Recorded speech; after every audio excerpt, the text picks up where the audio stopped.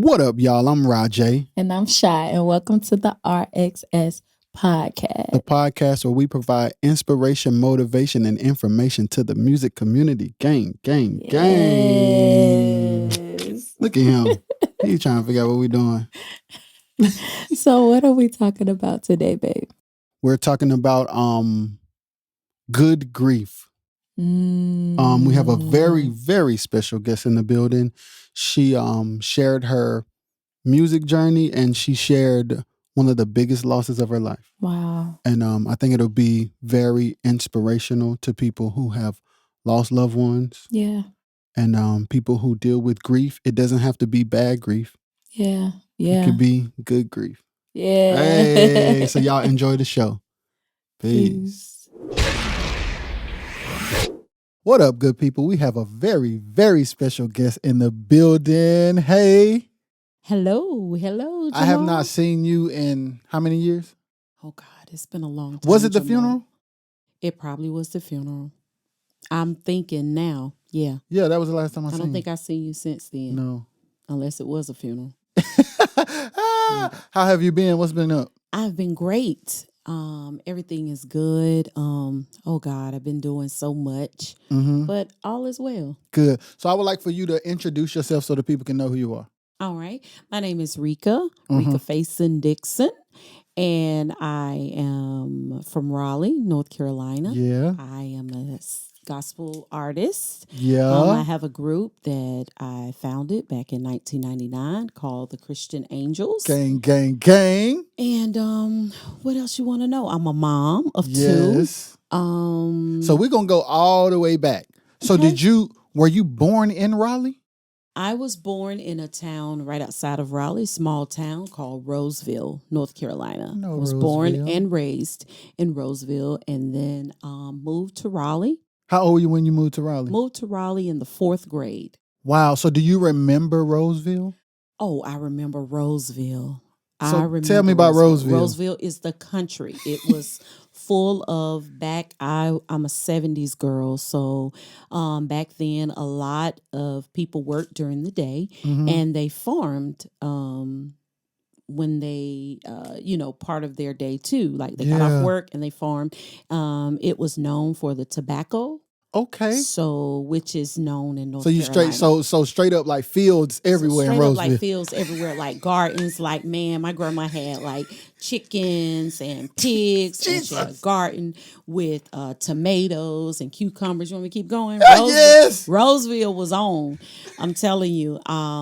And it was just amazing. And now it's changed so much. It's very developed and just big homes and just so different. But back so then it different. wasn't like that. Back then it wasn't like that. You know, my brother went fishing and, all the different kinds of things like that. We rode bikes, played outside, just so many different things. And country girl. So clearly with chickens and carrying on.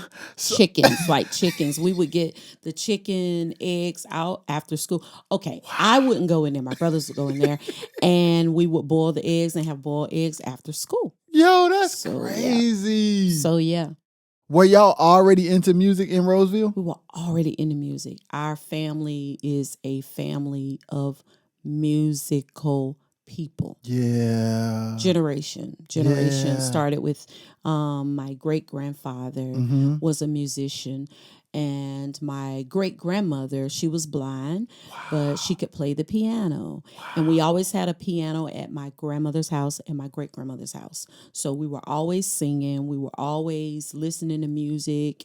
Most of the boys started out on drums, and they go, that's drums to bass to lead to keyboard, and everybody did that. Yeah, music. Everybody. It was just what everybody does. So, did you ever play an instrument or try to play an instrument? I always wanted to play something, and I'm actually asking for an acoustic guitar for my birthday next year. Sweet. I want to learn how to play the acoustic guitar. Yeah. I just love the acoustic with all of this praise and worship and all of that. I'm just loving the acoustic guitar. So I really, really want to learn, but I love music. I love keys, piano, it doesn't matter. Anything music. You love it. I love it. I love it. When did you discover that you could sing? When I was very little. Okay. Just from the age of probably 3 or 4. I always sang, but I was very shy. Okay. And my twin brother, he sang as well, and he was shyer. So my grandmother had all of the grandchildren singing. If you spent the night with us, if you was the child across the street. Oh, you got to sing too? Everybody got to sing. Hispanic, it doesn't matter. Give them a robe. Oh, Give them a robe. Give them a robe. And she bought all of these choir robes. This is the gospel truth. She bought all of these choir robes. And anytime we had friends in the neighborhood, I don't even know if their parents went to church, but they went with us to church and they were a part of the Tiny Tot Choir. And she had a big station wagon. That station wagon break down, she get another one. She always had a station wagon because she always wanted to have all of these kids singing. We did Easter speeches. Whoa. Do you remember any of your speeches? I don't. If we didn't use the paper the day of, we got to stop by the store and get some Narrators. Wow. So it's like, if you can remember this, we're going to get you some Narrators. If you don't use that paper, you going to get a treat. So y'all was studying. Yeah, she had us reading the scripture. Grew up in a small, very small church there in Roseville. That church is still there, if I'm not mistaken. And we did everything. We ushered. We were the choir basically, and we just always did music. We always sang. We always sang. At home, if it was storm raining outside, we couldn't go outside, we sang. Wow. If someone died, we sang. And this is at the house. Like we sang at cookouts, at birthday dinners. We were told to sing. Get up and sing. Get up and sing. Sing. And it's still like that to this day. If I go, my grandmother is deceased. However, people in her generation, like my great uncles or any of them, can you sing me a little song before you go? Sing me a piece of At the Cross. Just a piece of it. And they are still that way. Wow. But now I bubble over because I think that's so sweet. It's something simple that they want. Yes. Mm-hmm. So when you moved to Raleigh, was that like, we moving to the city? Oh, yeah. Oh, we moving to Raleigh. Anytime you have more driving lanes, that's the city. Yeah. Roseville's one lane that way. But Raleigh had 2 lanes that way. 2 lanes that way. So that's the city. And that's where the mall was. Yeah. So what was the difference? Because how old were you once y'all got to Raleigh? I was in the 4th grade. Me and my twin brother was in the 4th grade when we moved to Raleigh. And what was the difference? Could you remember like the difference? Yes, I remember the difference. In the schools, it was very crowded, and it was just very different from living in the country. Was it a culture shock? It was like a culture shock because living in the country, you kind of know everybody. Everybody knows your parents. A lot of the parents worked at the school, or a lot of people from the neighborhood worked at the school. So you saw everybody at the grocery store or, just around town. Yeah, Raleigh is not. Raleigh is pretty big. So, it was very different, but we got, used to it. Yeah. Mm-hmm. Did you ever like sing at school once you moved? Sung at school. We sang in all the plays. We sang in all of the musicals. Now I think they call that department the drama department. Okay, yeah. I mean, theater. Yeah. But when we were in middle school and high school, it was called drama. Okay. And it was singing, acting, dancing. So you did all that? I did all of that. We got awards. And me and my brother, we would sing the national anthem. Like they would choose us to represent the school. Wow. And in middle school, they would choose us to represent. By the time I got to middle school, they started magnet schools. GT, they used to call them GT magnet schools. Back then, it started when I was in middle school. So, and I remember the middle school that that we were attending, they were trying to bring in different races of children, you know, instead of just one, instead of just mostly African Americans, they wanted to bring in other kids. So the principal and some of the other staff would use me and my brother when they would go out to make speeches to bring kids in, and we would sing. So y'all were a part of the like recruiting process. We was part of the recruiting process. Yes. Yeah, like y'all are part of the team that helps us get other people to come. Come on. And at that time, the principal, she was African American. Her name was Jeanette Beckwith, and she fell in love with me and my brother, and she just kind of adopted us like her little children. And she was like, she would be like, I have to go to a special meeting with the staff. I'm gonna need you guys to sing, and we would have to sing at that. We would sing. My brothers used to get their haircut at a local barbershop there in Raleigh. It was African Americans mostly going in there. We would go to the barbershop every other Saturday. We would have to sing. In the barbershop in too? The barbershop. Golly. They would take up money and, you know, give us money. And it was called White's Barbershop. Wow. And it's family owned. And it is known all over. Everybody in Raleigh knows White's Barbershop. And we would always sing when we went in there. My mom used to play softball. We would sing at good gracious, y'all sung all the time. Yo. All the time. And we were just kids, and it's just that's what we were told to do, and that's what we grew up. It is in us. Yes. Like we sing at everything. Even now, when we have dinners, like we'll joke, we'll play, and have a good time. But my brother is gonna always bring his guitar, and we're gonna always have singing. Always, always, always. So there's never been a family event where y'all did not sing. It's never a family gathering, and we're not singing. Wow. Never. That's dope. Never. Mother's Day, Christmas, especially holidays. Especially holidays. So y'all singing like Christmas songs? We sing Christmas songs, and then, you know, Christmas songs turn into like church songs. So do y'all like, my brother y'all make is the Christmas songs churchy? Yeah, they gonna turn churchy. And they gonna have like a vamp and a drive. You know. And Mary's little baby, honey, Mary's little baby be jumping by the end of that. It's what we do. Yeah. It's what we do. Yeah. And it's such a blessing now. I'm, you know, the age that I am now. I really appreciate those things and those moments because they're precious to me, because that's what we always done. And I tell people all the time, that is our refuge. You know, refuge is where you go when everything is going on. Like anything happen, we're going to have singing. Ooh, yes. We're going to have singing. And it just lifts my family up. It lifts us up.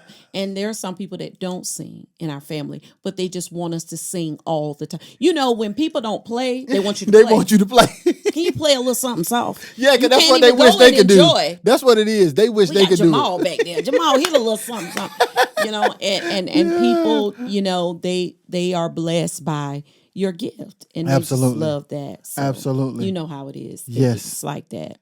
So you grew up singing, you start singing in school, you get in middle school, you singing. When did the whole being in a group thing happen? I was 13. Okay, tell me about it. 13. So gospel groups, you know, back in the day when I was growing up, and they still kind of do it now. They would always have like their anniversary. Yeah. And celebrate the anniversary. And usually on the anniversary, they have guest artists, but then they have a special guest. I don't even know if they still do that. Yeah. They will have special guests. So this particular year, my grandmother, she was our manager. Okay. It was just me and all my cousins. Okay. And we had an anniversary. What was the name of the group? The Tiny Tots of Roseville. Let's go. Tiny Tots of Roseville, honey. We had to march and everything. And this year, I remember what we wore that year. We wore lavender and white. The girls had lavender skirts and white tops, and the boys had lavender pants. Where did y'all find the clothes at? Oh, don't ask where we got our clothes from. Straight from Rose's, Kmart.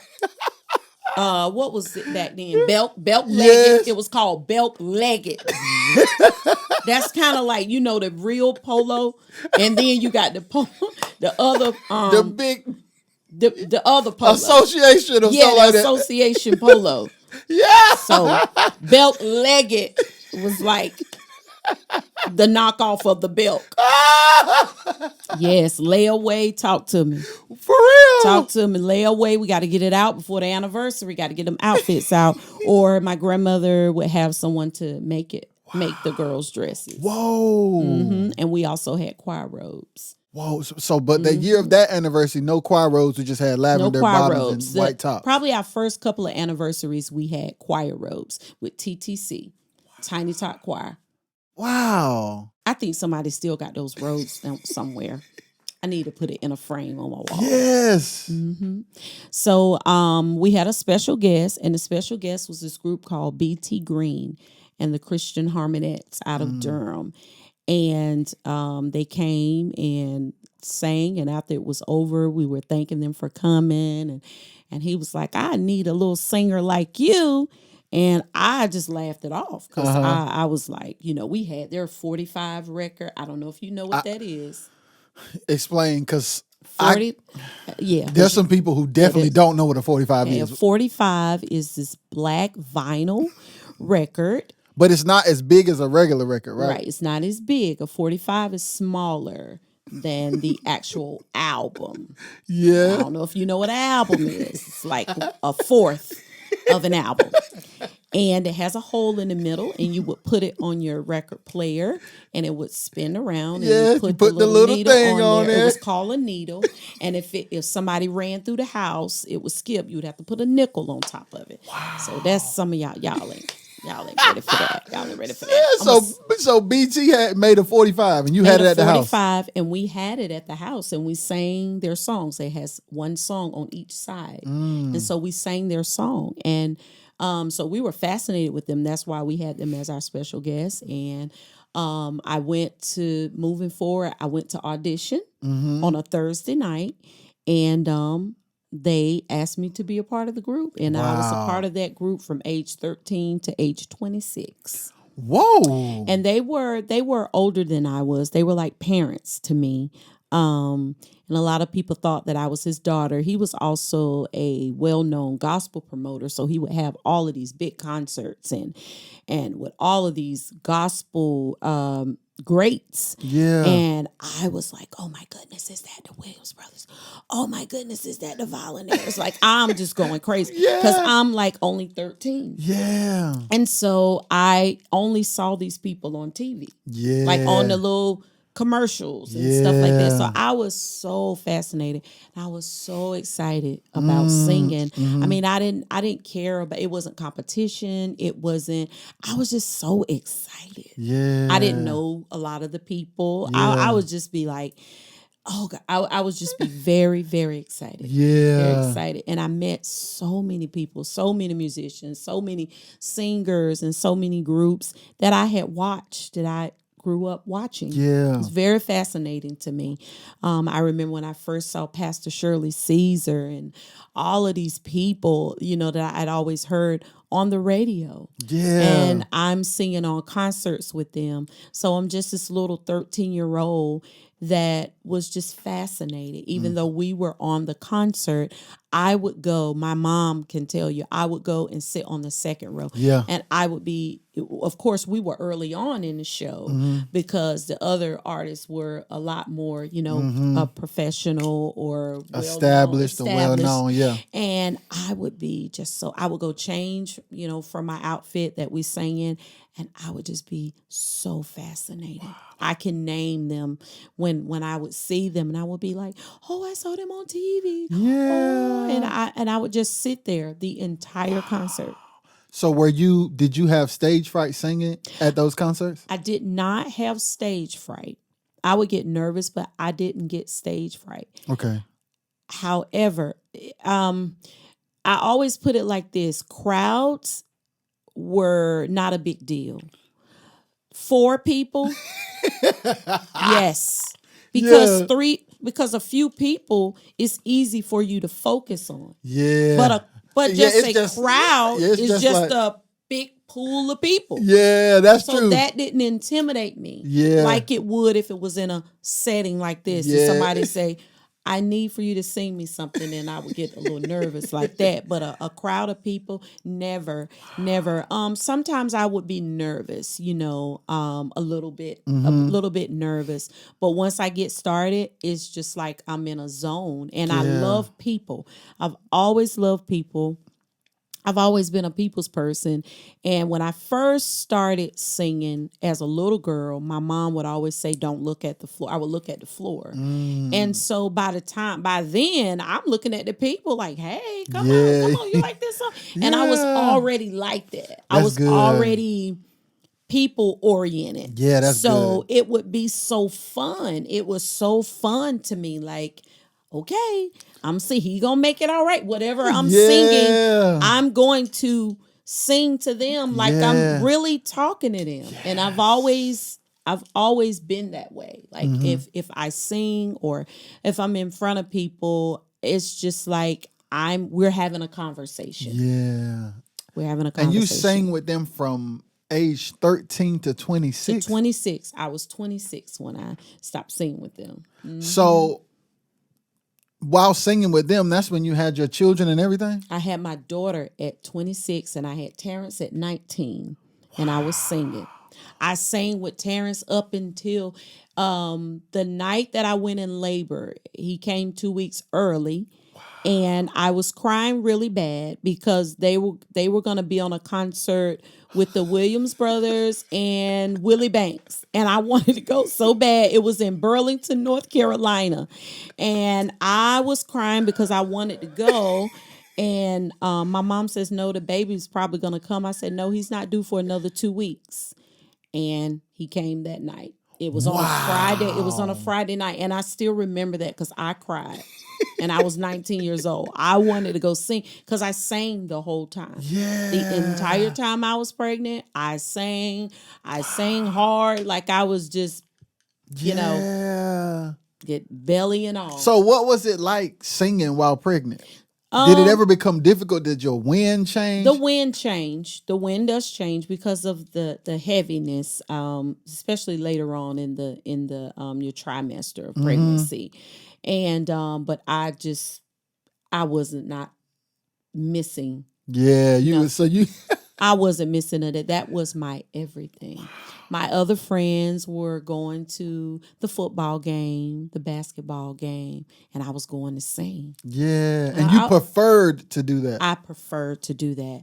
My mom was like, if you're gonna sing, you got to keep your grades up. I made good grades. Yeah. All of my school history. Thank God, I was always an honor roll. I never made bad grades. Yeah. But when it came to tests and different things like that, my mom was like, now you gotta keep your grades up. You start messing up in school.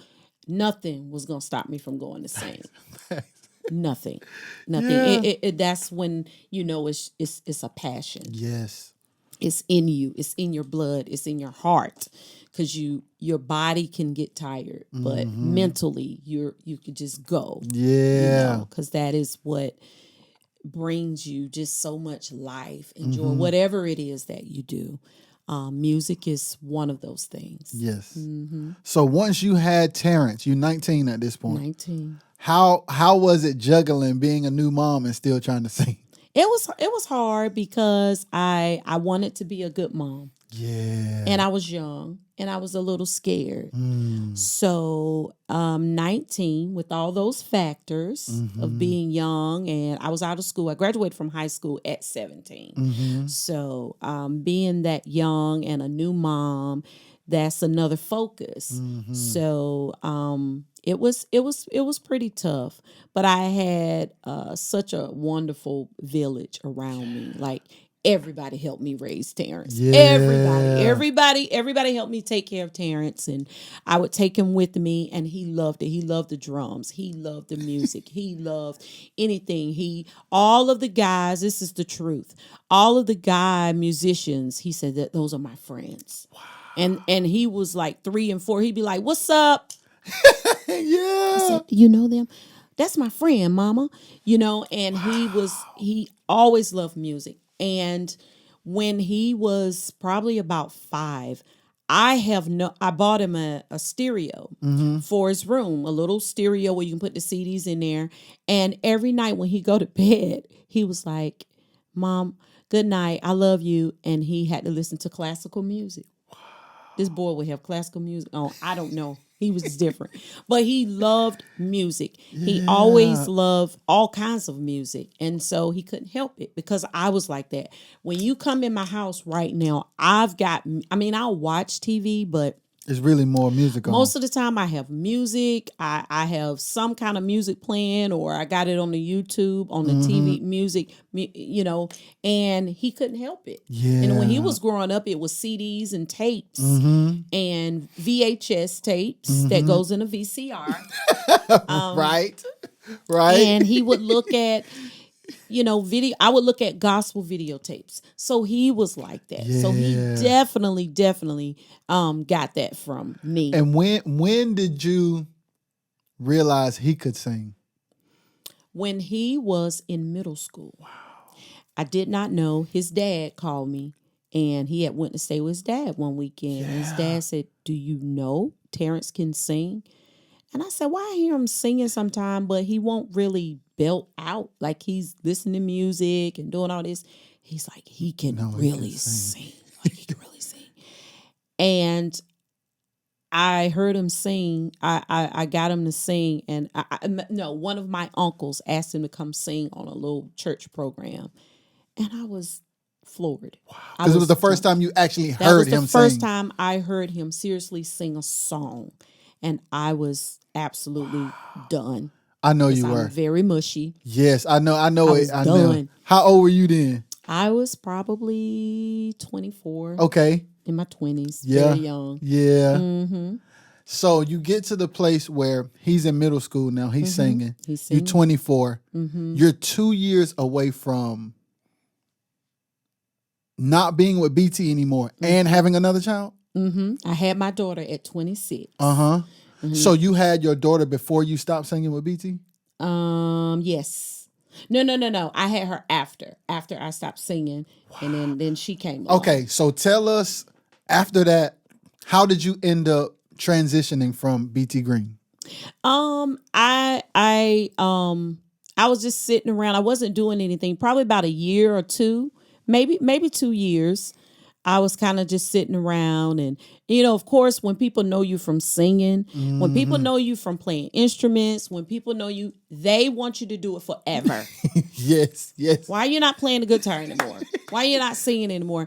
And everybody, of course, was like, "When you gonna sing?" And I'm like, "I don't know. Yeah. I don't know. I'll always still sing, but as far as like something, they want to see you on stage. They want to see me on stage, and so me and a young lady and her husband, we got together and started another group called the Christian Angels. Wow. It was 4 girls, and we got some musicians, and we started having rehearsal, and we started singing. So it was your idea to start the group? Yeah, it was my idea, and then my girlfriend at the time, she was with it too. Yeah. And I met her singing with BT because she used to sing with BT too. Oh, interesting. And we became very close friends, and we just started a group. And then she ended up marrying a guitar player. Yeah. And then he was our manager. Yeah, that's sweet. And we got him to be the manager because, sometimes women, need male managers. Yes. Oh, that's another story for another day. Facts. Yes. Another story for another day. Yeah. Yes. Yeah. And people, she thought of the name of the group, the Christian Angels. And then we went from there. We got 2 other girls, and we started. Were they from the area? Mm-hmm. Like the Raleigh-Durham area? They were from actually my hometown. 2 of them was from my hometown. and that I grew up with. They were much, much younger than me. Yeah.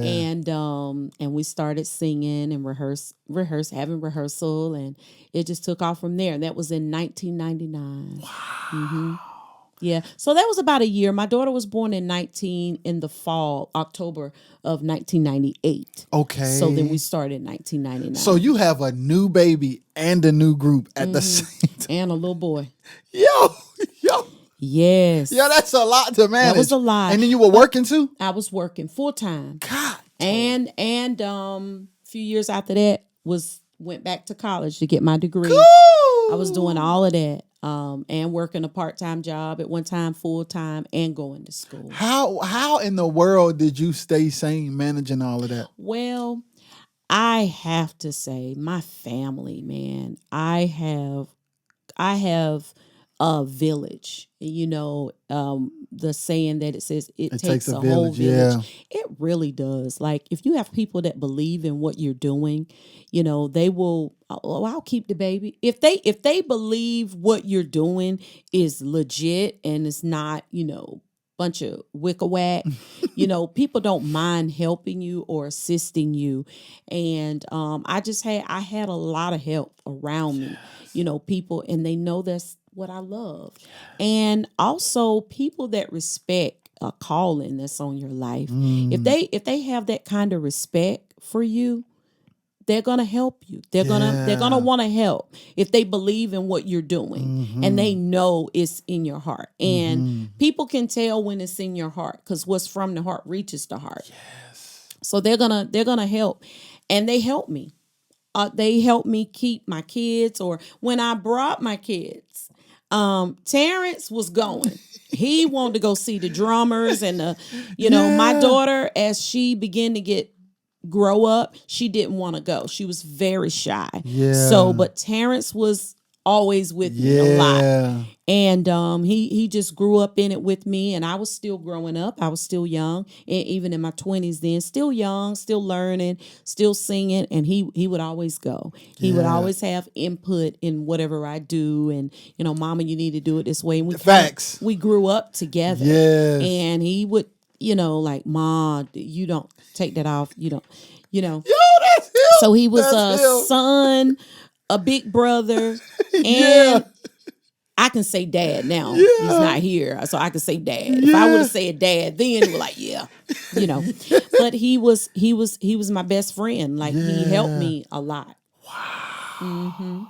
And it to evolve, because, you know, as he became a teenager, he learned more about like technology and things like that. And I remember the first time he said, Mama, you know, your songs are on, you can pull your songs up on, it was like some music site. And I was like, really? He was like, Mama, yeah, dang, all you got to do is download it.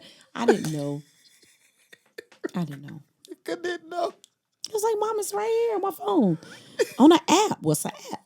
So what's an app? You just thank God. Thank God I had him. Yes. When I did. The Lord knew. So your daughter was just like chilling in the cut. My daughter was like chilling in the cut. She was not going. And if she did come, she was very shy. She really, but I remember her. She was more like me. Yeah. You know, Terrence was more like an old soul. My name is Terrence. And I look around, he's up there with one of the drummers. That's my friend. And I'm like, how did he get on the stage? You know, he was always into it just like me. It was in his soul. Yeah. So because your daughter wasn't like interested in going to the concerts for real. What was your relationship with her like? Because I know it wasn't connected to music as much as your relationship with Terrence was. It wasn't. However, when she started high school, she didn't want to go to that particular high school. She wanted to go to the high school where Terrence went. Wow. I've always wanted to go to Garner High, you know, his high school. Yeah. And she started a new school because we moved. Yeah. And Terrence told her, listen, your GPA is like a 3.9, 4 point. Like, she's very smart. Yeah. And he was like, it doesn't matter. He said, a new school, you can set the tone. And he told her, find something that she liked. And I promise you, my daughter got into theater. And it blew from that. She was phenomenal. So she had to sing. I didn't know she could sing. I just thought it was going to be acting. And here I am again, a ball of tears. And of course, it's classical music, or, a lot of plays were like, different types of music. And I was done. I was so done. But she's still kind of shy. But she loves to sing. She loves to sing. But I can't get her to sing at, like, if I called her out of the audience, that ain't finna happen. That's not finna happen. No, sir. If I call Terrence, you'll be embarrassed. Yeah, if I call Terrence, he gonna be like, "Ma," he's kind of very humble as well. But he would sing for me. He would come up there and he would sing, too. and I would be just in tears because I'm still yet learning that this boy is so talented. So yeah. Yes. So when did the Christian Angels start rolling real hard? Probably like maybe like 2 years later. We just started going. Like, could you believe it? I couldn't believe it. I was really enjoying it, and a lot of the people were some people that I met while singing with BT Green, and were people always like, I remember you when you used to sing. They was like, they still do me like that right now. Like I'm still that little girl. They still treat me so sweet, so kind. And we would go and we would travel and just have a ball. Yes, and like I remember y'all. I think my dad might have brought me to a concert or something one time. And like I can vaguely remember it, but I remember it because I remember AJ playing the bass. I remember that. I'm like, AJ Brown, if y'all don't know, he's amazing. The AJ Brown. Yes. AJ didn't even have a car. Wow. AJ didn't have driver's license. You know that? I didn't know AJ that. was probably about 14. His dad, rest his soul, his dad would bring him to all of the concerts. That's crazy. His dad would bring him to rehearsal. I remember when his mother bought him his first car, and I remember her calling and saying, "Nobody is to ride in that car. He don't need to have a lot of people in that car." And he gonna get me for saying this, but it's true. He was a kid. Yeah, he was a kid.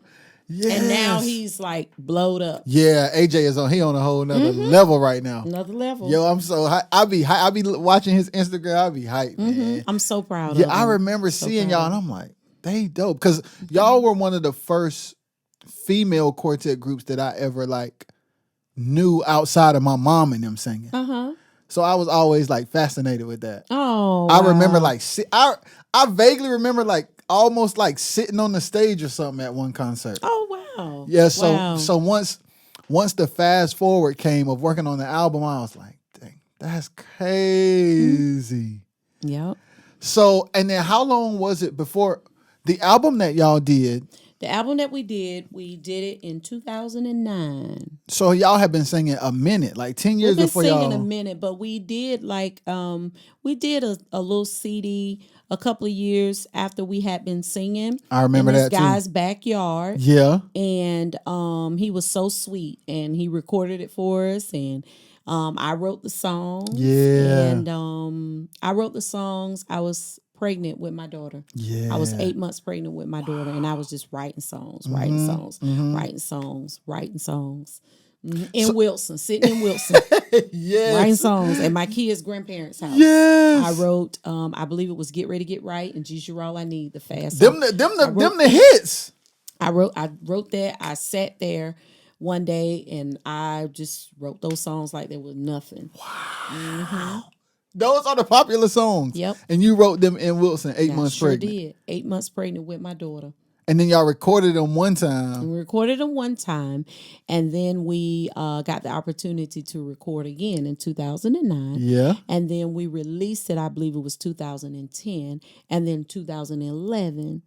That's hey. So before you say it, let's go back. So let's go back. I can't believe I remember these. Yo, dates. so whose idea was it? Like it's time to record again. William Hodge. Okay. He was our lead guitar player and manager, and he's very friendly. He a good guy. He's very friendly. He knows everybody, and he drove trucks. Mm-hmm. So he always come in the Rocky Mount area.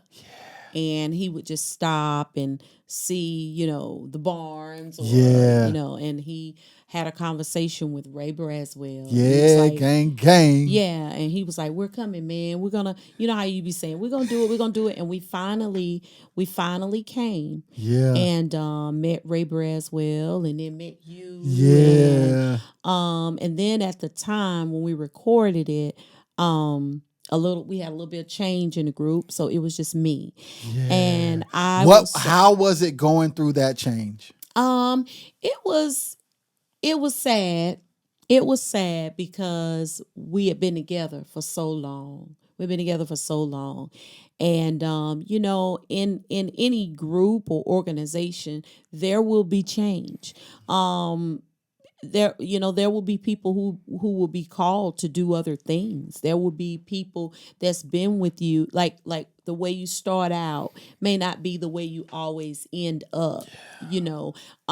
Someone else may come in and be able to enjoy the fruits of someone else's labor or sacrifice, and that's not always a bad thing. That's good. There are people that are multi-talented. So if they're multi-talented, then sometimes you can't hold them to what you got going on. I mean, they may know how to ride a bike and a tricycle. And if all of us are just riding bikes, then they know how to ride a tricycle and a motorcycle and everything. So you don't want to ever hold people back from opportunities. And I've always had that mindset. I'm sad when people leave, but I'm always receptive to that, because I know that what God has for you is maybe different from what God has for me. Woo. And to be selfish, gifts are from God. Yes. And it is simply a gift. So what do you do with the gift? You give it away. Yeah. You give it away to somebody. Yes. If you hold on to it, then who's going to enjoy it? Yes. So, I've always been a person like that, and I'd be so proud, of people like a AJ, that's been in my presence and under my leadership, per se. I don't really like to say that, but it's what it is. That is what it is. When you're the leader, these people are trusting your vision and your ideas and what you're doing, and many of them I can name. Chesley. He's a drummer for I think Tori Kelly. I used to babysit him. For my summer job. And I'm just so proud, So when things change or alter, it's not always a bad thing. It's I think sometimes traditionally when things change, people can feel like it's always negative or it's always some type of rhetoric surrounding it, but there are people in other genres of music that go off by themselves, a solo, or they do compilations with other people. They do songs with other people and nothing is said, but somehow in the traditional side, it's like it's always got to be for a rhetoric of some sort. And people can be in the background, can be a musician, and people have all types of gifts and talents, Yes. So I've always been that way. I've always been like that. So when y'all got ready to do the album, did the transition happen while talking about the album? So you ended up by yourself when you started, or how? Woo! That's too heavy. And were you expecting? I thought that, whenever you're doing something, you always think, whether it's open a business or anything like that, sometimes we think I don't have all the people, and I don't have my buddy that used to be with me, and I don't have my cousin who used to make the signs. We feel like we can't do it. But if God has called you to do something, if he if he gave you a vision, he's going to make provision. Yes.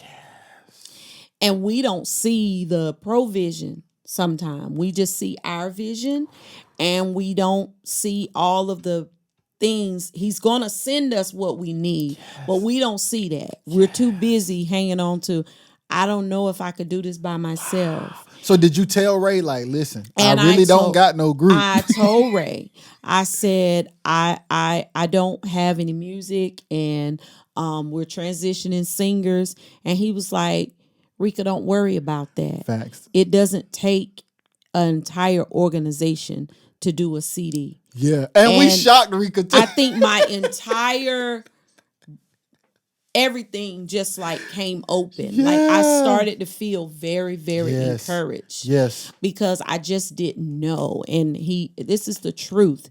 And he explained to me, like, when people go to the studio, they don't take an entire army. So don't worry about that. And I was like, well, I have songs, but I just need some. He said, I'll put the music to it. And we'll just go from there. If you like the music, we can change it, we can fix it. And he said, do me a favor. You got a cassette tape? I was like, yeah. That's him. And he was like, record your rehearsal and record it, and then just send me the tape, and I'll get people to put the music, help me put the music to it, and we'll put it together. And I won't do too much. I'll just do to see if you like it. Yeah. And then we'll go from there. We'll add and do whatever. And I was just like, it was just like a weight. I didn't even know Braswell that well. Yeah. Matter of fact, when I ran back into Ray Braswell, he and your mom were at Gloria Baptist. And we were leaving church. And I started to talk to him about the CD, and I would never forget. I was like, well, how much would you charge me? And he was like, this is before we had the talk about you don't need all those people. Because I didn't really know him that well. I knew of him, but I didn't know him that well like that. And he and your mom was getting in the car. And I said, well, how much you charge? He was like, I don't know. And I looked at your mom. I was like, write up a contract. Write up a contract. And I was like, I'll pay you whatever. I don't know what it costs to record a CD. I don't know. I didn't have a clue. I didn't know if it was 500 or 5,000. I didn't know. And it just, we kept staying in touch from there. And that's, then we still had everybody in the group. But by the time I got down there, things had changed.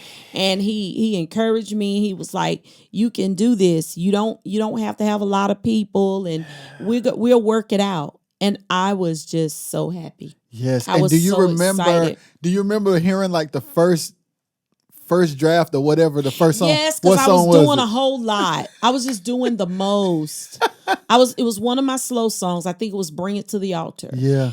And he had told me that you would be playing on it, and Bruce Dickens, and what's the drummer? Milton. Yes. Milton. I don't know Milton's last name. Lynch. Milton Lynch would be on the drums, and I just trusted. And when he first let me hear, he called me on the phone and let me hear it. And then when I came down to the studio to hear it, I was just emotional. I was just so emotional.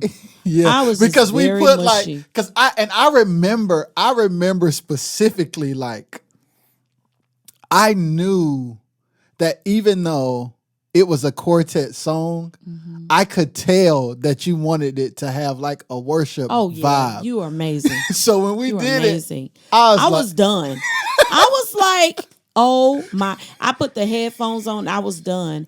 And then when I came to actually record the song, I remember getting so emotional. And I remember Ray Braswell saying, girl, man, you was just so saved. God, yeah, that's him. You so saved. I was just. That's him. I was just, because songwriters, when you're a musician, so you kind of know this. When you get music in your head, like, it comes from a place a lot of times. And songs are not just lyrics and words. They come from a place. Yes. And most of the time when I write a song, I can remember it. I write it down to have it, but I can remember the song because it just comes from a place of experience or where I am.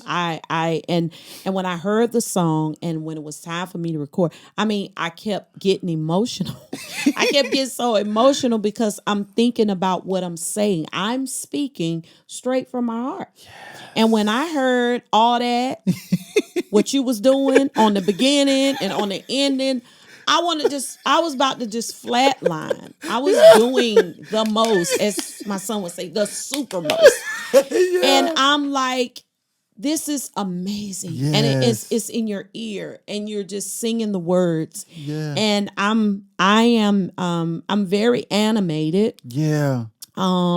Because when I'm speaking to people and when I'm singing to people, it's always from a place. It's just from my heart. And I like to deliver that because when I hear other people sing and that I love and that I enjoy, that's what it does for me. It moves me. So I want to be able to convey what I'm saying and I want you to believe what I'm saying. And I want you to feel what I'm saying. And I want you to believe what I'm saying. So all of that it comes out anytime that I'm singing.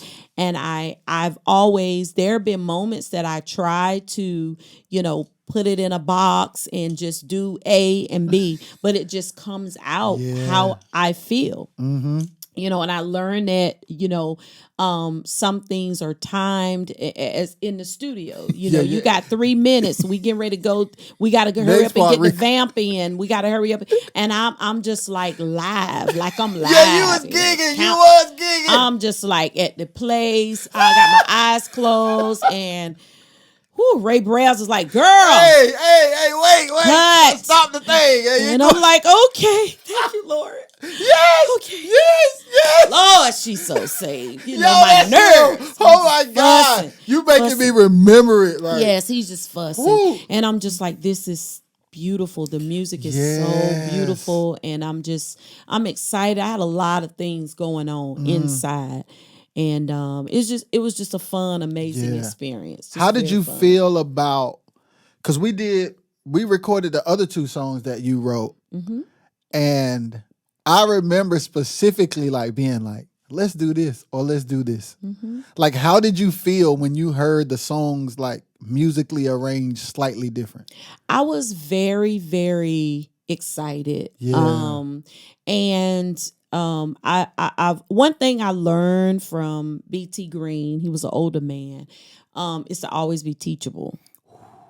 And Ray had already told me, like, if you don't feel it or it's something you kind of want, don't worry about that. We could change it. But I just loved it. I loved it so much. It enhanced my idea. It enhanced what I was doing.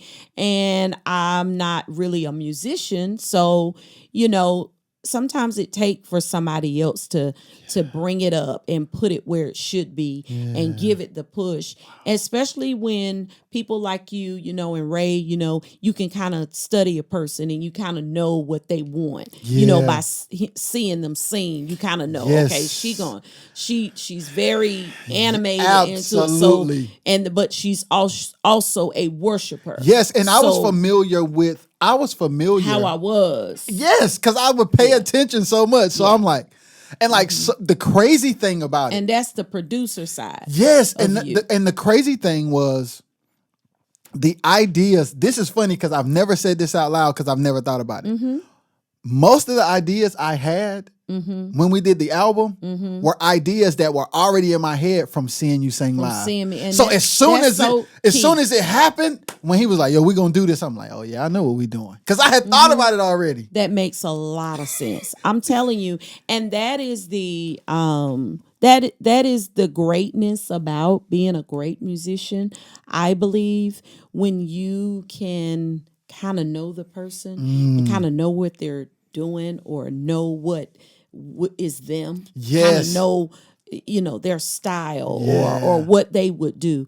That is the production side of a musician. Yes, absolutely. I promise you, I don't care how good you are. You if you're asked to play on something or to do something, you definitely need to know the artists, like who they are, or kind of like what they would do, because just being musical and you're not an asset, it's just not it just doesn't gel as well. That's a good word. You know, because it's like at the end of the day, being a session musician, being a producer, it's a service job. Mm-hmm. You are the artist. That's we have right. to enhance your songs, Right. not take it to where we wanted to go, because it ain't our songs. Right. They're your songs. Right. You wrote them. You have to go sing them. So it's Mm-hmm. like, is she gonna feel that? Is she gonna feel all of that right there? And one thing I had to get used to was a click track. I remember telling them to turn the click track down because it's that click track ain't gonna lie. That's not a human being. That is a machine. A machine. And so if you dragging and you ain't coming on out, can you turn the click track down? No, we about to keep it up so you can be on your time. Just learning. Just learning just those things like that. I mean, it taught me a lot just from those sessions. But just you still have to remain teachable because you don't know everything. You just don't. And it's awesome to learn. And then whatever you're learning is making you better. Absolutely. It's making you better. So that's how I looked at it. So y'all do so. You start the album with personnel changes. By the time we finish the album, you do have you solid. Yeah, we solid. So y'all start. And they got to learn it. Yeah, they got to learn the songs. Yes. How was that? That was fun. Everybody was cool, and everybody was like, "It's easy." They learned the songs, and sometimes people have a problem with certain turns. They think they hear one thing, and I'm like, no, it's going up or it's going down, and we got that together, and we rolled. And did y'all get the record deal? Like, how did the record deal come into play with the album? We did the album. We completed the album. We took pictures. We did all of that. We paid Ray to. Yeah, he had the whole team. Paid you guys to do it all, and we just went and back then they had glamour shots. We went to glamour shots and took a group picture and chose pictures, and we chose the picture that we wanted. And right after that, the record company, I think, I don't know if we were at a showcase. I can't even remember. Reached out to us and wanted us to have a conversation. Yeah. And it led from there. Yeah. And signed. They don't really sign like a whole group of people. So that was my name out there. and all of the people that helped me start the group, and they wasn't there. And then that was just me. How did that feel? That was very scary. Because I'd always heard about contracts and lawyers and stuff like that. So it was just stuff was going so fast and happy and all of that. I was very excited. Yeah, I was very excited. I was a little leery because I didn't know much about record companies or record deals. I had heard these things around me, but I still wasn't too sure about how it worked. So I remember calling Mr. Luther Barnes on the phone, and I said, "Do you have an attorney? And can he read this contract, or he or she read this contract?" And he put me in touch with one of his attorneys. I mean, was very nice. And he was like, "If you need anything, I got you. I'm here." And, just people like that, just nice enough. I was very scared because I knew him, but I didn't know him like that. I've been on a concert with him before, and he was very nice. He probably don't even remember that. Yeah, he may not even remember that, but I came to meet with his attorney, and she read the contract and told us the do's and woes and woos, and we signed the contract. I signed the contract, of course, and went ahead with that. And the very next year, they packaged the CD that you guys helped me record, and then it just went from there. Yeah. I was just in awe is an understatement, because here I was, had a new group, went to the studio, and didn't think I was going to be able to get that done because, everybody's gone and just so many different things. But the revelation that I got out of that is that, whatever God has for you, it is for you. It is for you. You may be thinking it's going to be when you got all these musicians or the best clothes or the best job, but that's sometimes God does not move. The Bible says his thoughts are not our thoughts. His ways are not our ways. And it's when sometimes when you don't even expect it. I didn't record a CD thinking that this would happen or that. I just wanted a CD. I just wanted to record a CD. I wanted to be good, of course, but I wasn't saying, and I'm going to do this, and then this is going to happen. I was never like that. I just love to sing, and I love music. So the album comes out, and you see the hard copies. What was your response? Acting crazy. Acting crazy. I was so excited. My family was excited. Yeah. My cousins, they love me. Yeah. Like how you have those family members. It's like, oh, my cousin. Like, I mean, they be pumping you up. I be like, they be pumping you up, like putting you up against people in their mind. You like, no, I can't rock. But they love you. Yes. They're so, your family is so proud. I mean, even if you play sports or where, you know how it is. Your mama tells me, I get Jamal to play for you. Mama ain't playing for them. I'm on another level, but in my mama's mind, like, in my family and my cousins and my friends, like they're just so supportive. And so they were so excited. And, when I got the CD, I was just overwhelmed. Yes. I'm a mushy kind of person. Yeah. And I was just overwhelmed. I was and y'all just calm. Yeah, we was chilling. Y'all just really calm. And I'm just like, Jamal, that's so pretty. Oh, Ray. Oh, God. Ray is like, girl. This is Dream. That's my little brother, though. But I was excited, and I'll say this, whenever you accomplish something, you cannot help but to think about the people that helped you get there, things that your mom told you, your grandma told you, just all of those things start to come before you, because that's how you got there.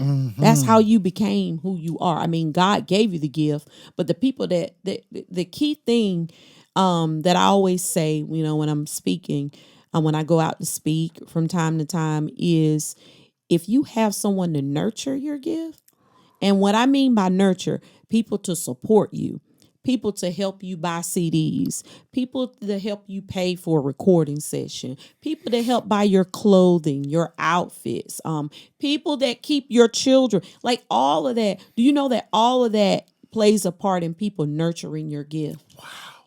Because you can't do it by yourself. Absolutely. Any successful person has had a village. Trust me, of some sort. I don't care if it's the man at the store across the street that gave you your first microphone that was down in his basement, that got a little shortage in it, and whatever. All things work together for the good of them that love the Lord and that are called according to his purpose. Yes. All things. Yes. All things. My grandmother, making us get up to sing. My brother teaching us how to harmonize. And my great grandmother played the piano. We always had albums and music. My grandmother, this is the truth. My grandmother she would go to the music store and buy music albums. I don't care if they were not just black people. Yes. So she had an album by these white gospel artists, and we learned all of those songs because she told us she was tired of us singing songs and everybody else copying our songs. Wow. So we sung these. And when Do you remember what the group was? Was it like the Crab Family or something? It might have been the Crab Family. Or like the Gaither family or something? I love the Gaithers too. It was somebody's album, but they were white people, Yeah. and it was a gospel. Yeah. And we learned those songs, and we sang those songs, and I remember them. You are the boy I raised, talking about Jesus. I mean, Yes, that's Southern gospel all and the we way. had to sing it. We had to sing it.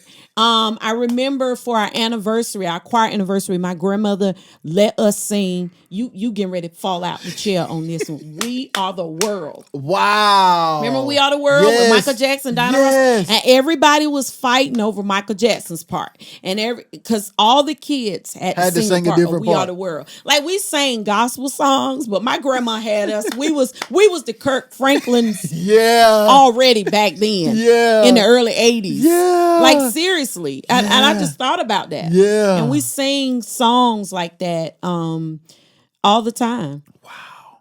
So then you get to this place, you put this album out, and not only do you put it out, how did you feel when it won an award?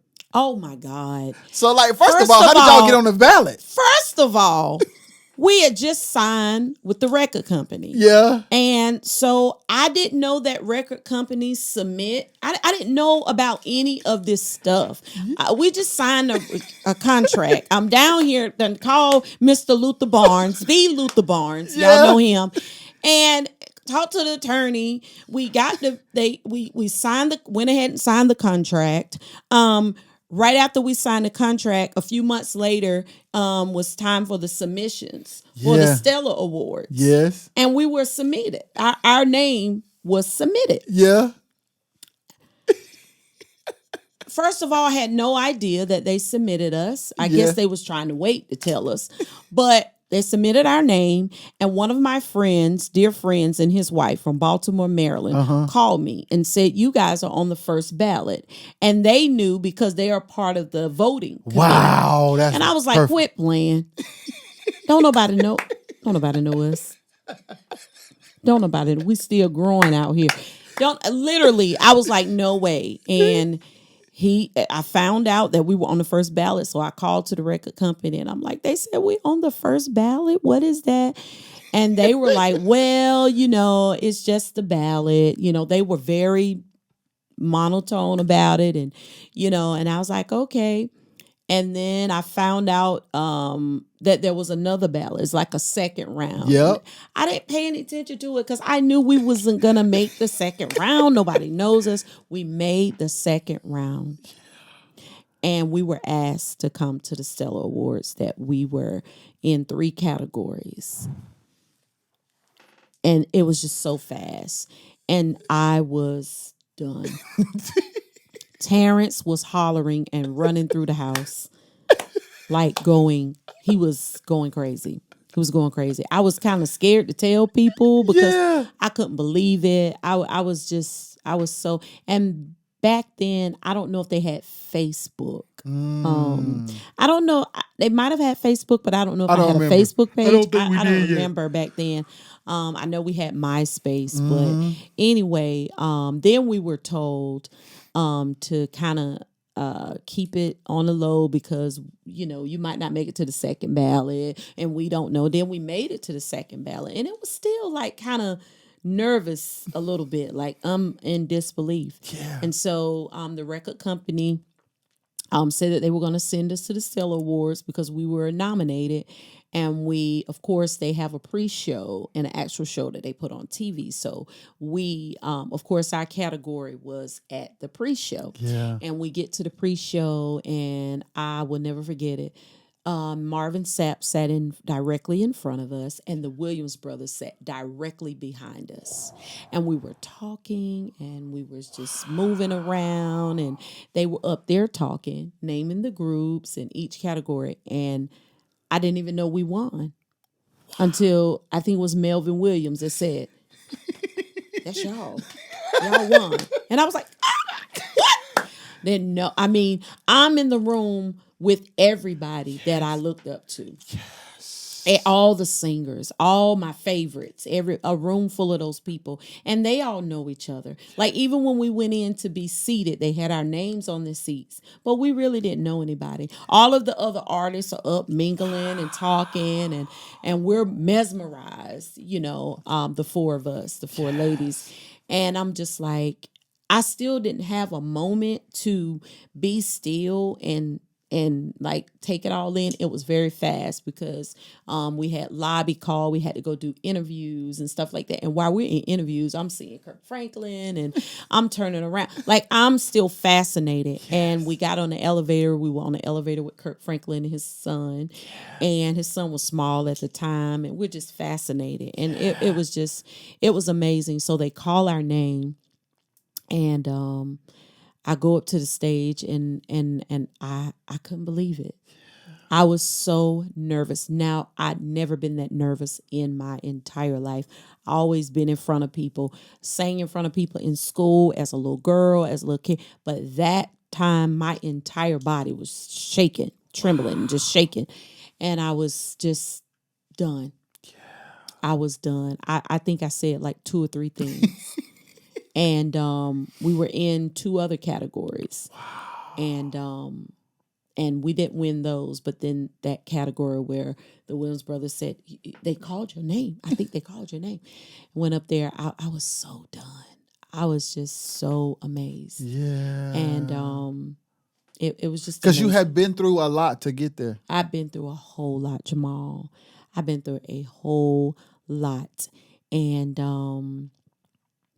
I, when you go through a lot and people are not there that were there at the beginning, and, you feel alone, like you can't share with anybody, like the right people. I mean, you got your family and you got people like that to share with, but like the people that you really want to share with. Yeah. Yes. So was it a little bit tough? It was tough. It was very tough because I'm one that I love people and I love for everybody to get a part and have a piece and, so that was very tough. Yeah. Even though you ever been in a happy moment, but it's also kind of a sad moment at the same time, when you have that type of humility like that, you tend to think about everybody and even thinking about, my grandmother, the one who taught us. People like that, you just wish that they were here in this moment, to see you in those places like that. Their prayers and their funny little old station wagon that carried you around the scene. Like you want them to be able to enjoy what they prayed for over your life, but they're no longer here. Only, in spirit, and you just wish they could see the fruit of their labor, what they taught you, the people that taught you, the people that gave you, like I said, your first instrument. Some of those people are not there. Then some people are alive, but they're just not there in that space in your life for you to be able to share. So that's the low moment of it, of having to celebrate without those you wish you could celebrate with. Did you call back and tell your kids? Yes. What was their response? My son's response was, "Mama, I told you he was going to win." He told us that we would win. Wow. He told us that we would win. Wow. He said, "Mama, you're going to win." And I said, "You don't know that. I don't even know how this works. I've never even been. I don't even know what it looked like. I don't even know what the place looked like." Like, I was just freaking out. And he said, "Mama, you're going to win. I feel like you're going to win, Mama. You're going to win." He kept saying that. And I remember going up for prayer at my church that I still go to now. And I remember my pastor praying. And he said something like, you're gonna get something great out of your singing ministry, or something to that fashion. And then we won. Wow. Mm-hmm. And I remember coming back to church that following Sunday, and my pastor, who's still Pastor Bishop Stenneth E. Powell Sr., Abundant Life, he says, you don't have to be a member of James Cleveland's church. We got a Stellar Award winner in the house, and he's such a comedian. Yeah. And I joined that church when Terrence was 3 years old, and I was a single mom, and I just love him so much. I just love him and First Lady so much. Like, all of that has played a part in my life. Yes. All of that, because you need the teaching, you need the foundation, you need the settling, you need all of that when you're trying to use your gift. You need a foundation. Whatever that foundation is, you need that solid foundation. Absolutely. To be able to pour out from that. Yes. And so that's been a great asset in my life. They helped me when I joined there. Terrence was an usher. Terrence was in the choir. Terrence was in the drama team. All of that helped me do what I needed to do. That's a beautiful thing. Now I can look back. Yes. Now I look back. Oh God, so much. I look back at so much of how God always had things around me and people around me to help me. And I just feel like thank you will never be enough. It's a line from Rocky Mount all the way back to Raleigh. Yeah. People that I gotta, Yeah. that I owe to. That's so beautiful. Absolutely. What up, y'all? I'm Rajay, and I'm interrupting the pod to present an opportunity for y'all to support the brand and the fam. So do this for me.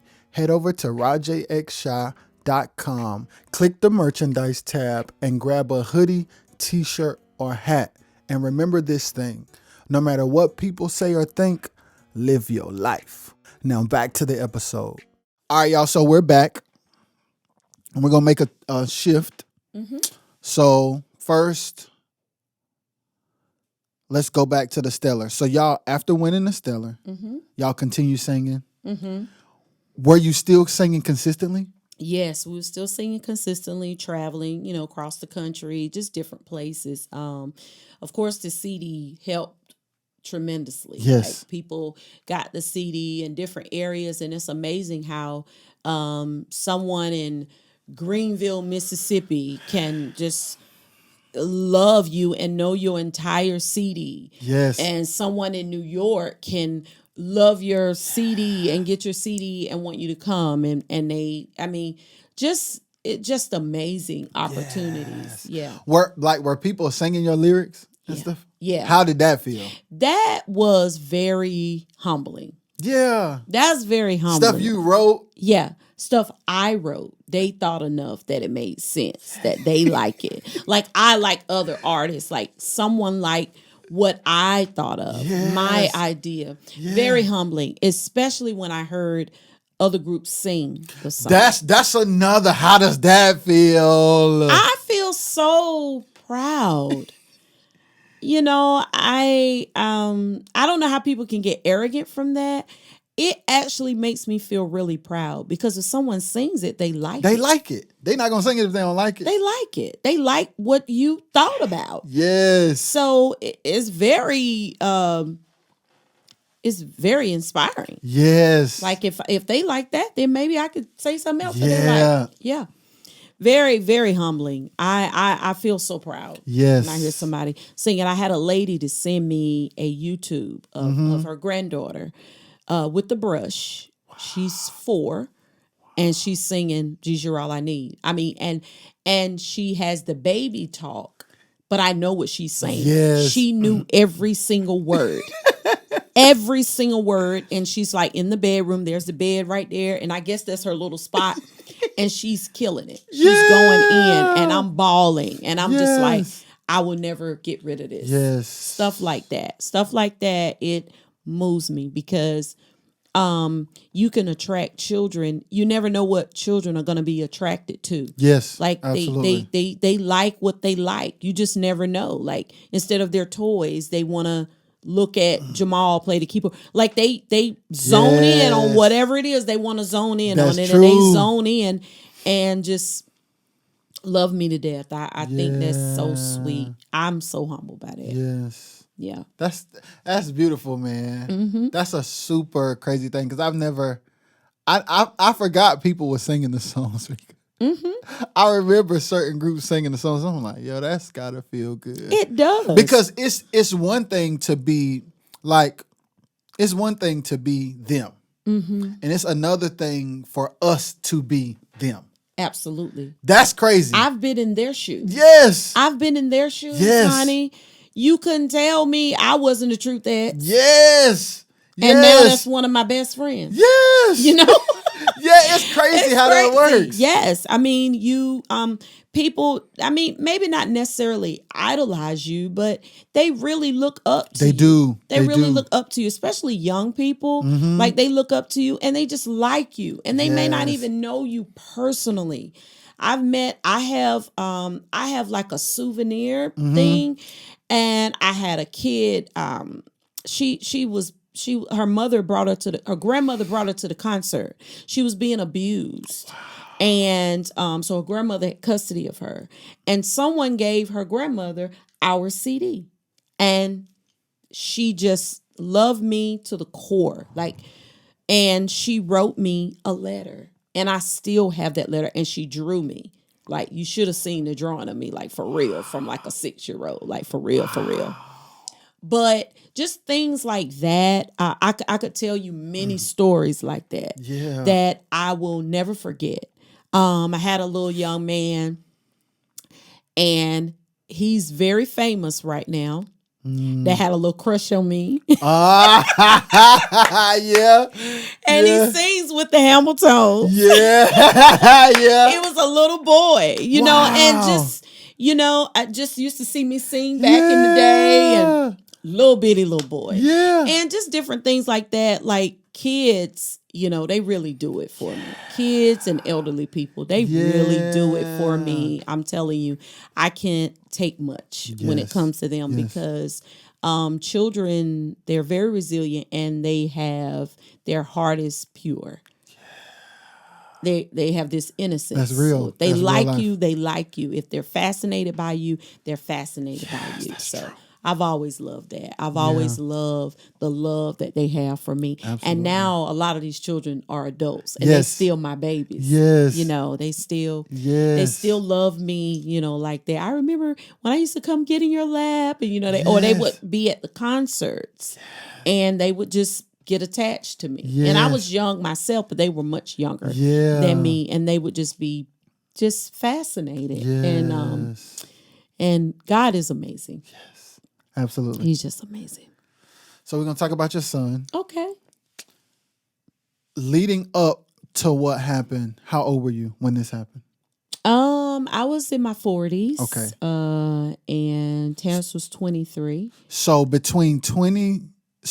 how old were you when the album came out? Because I'm going to give context to it. When my album came out, I think I was, I think I was like in my 30s. Okay. I think I might have been in my 30s. Okay.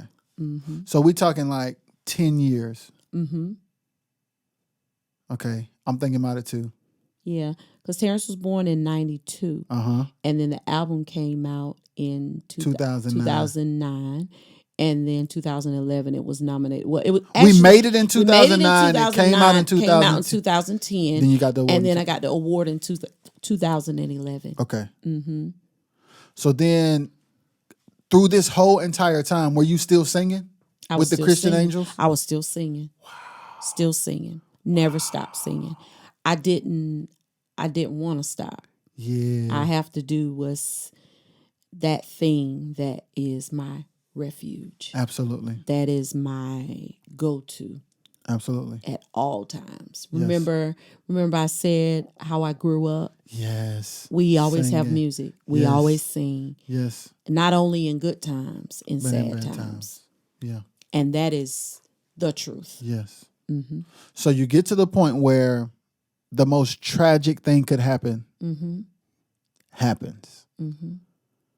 Do you remember where you were? I remember where I was. I was in my car, headed to work. I was in my car headed to work, and I was trying to turn out of the subdivision that I live in, and it was just so many cars, and I couldn't get out. And I didn't know why.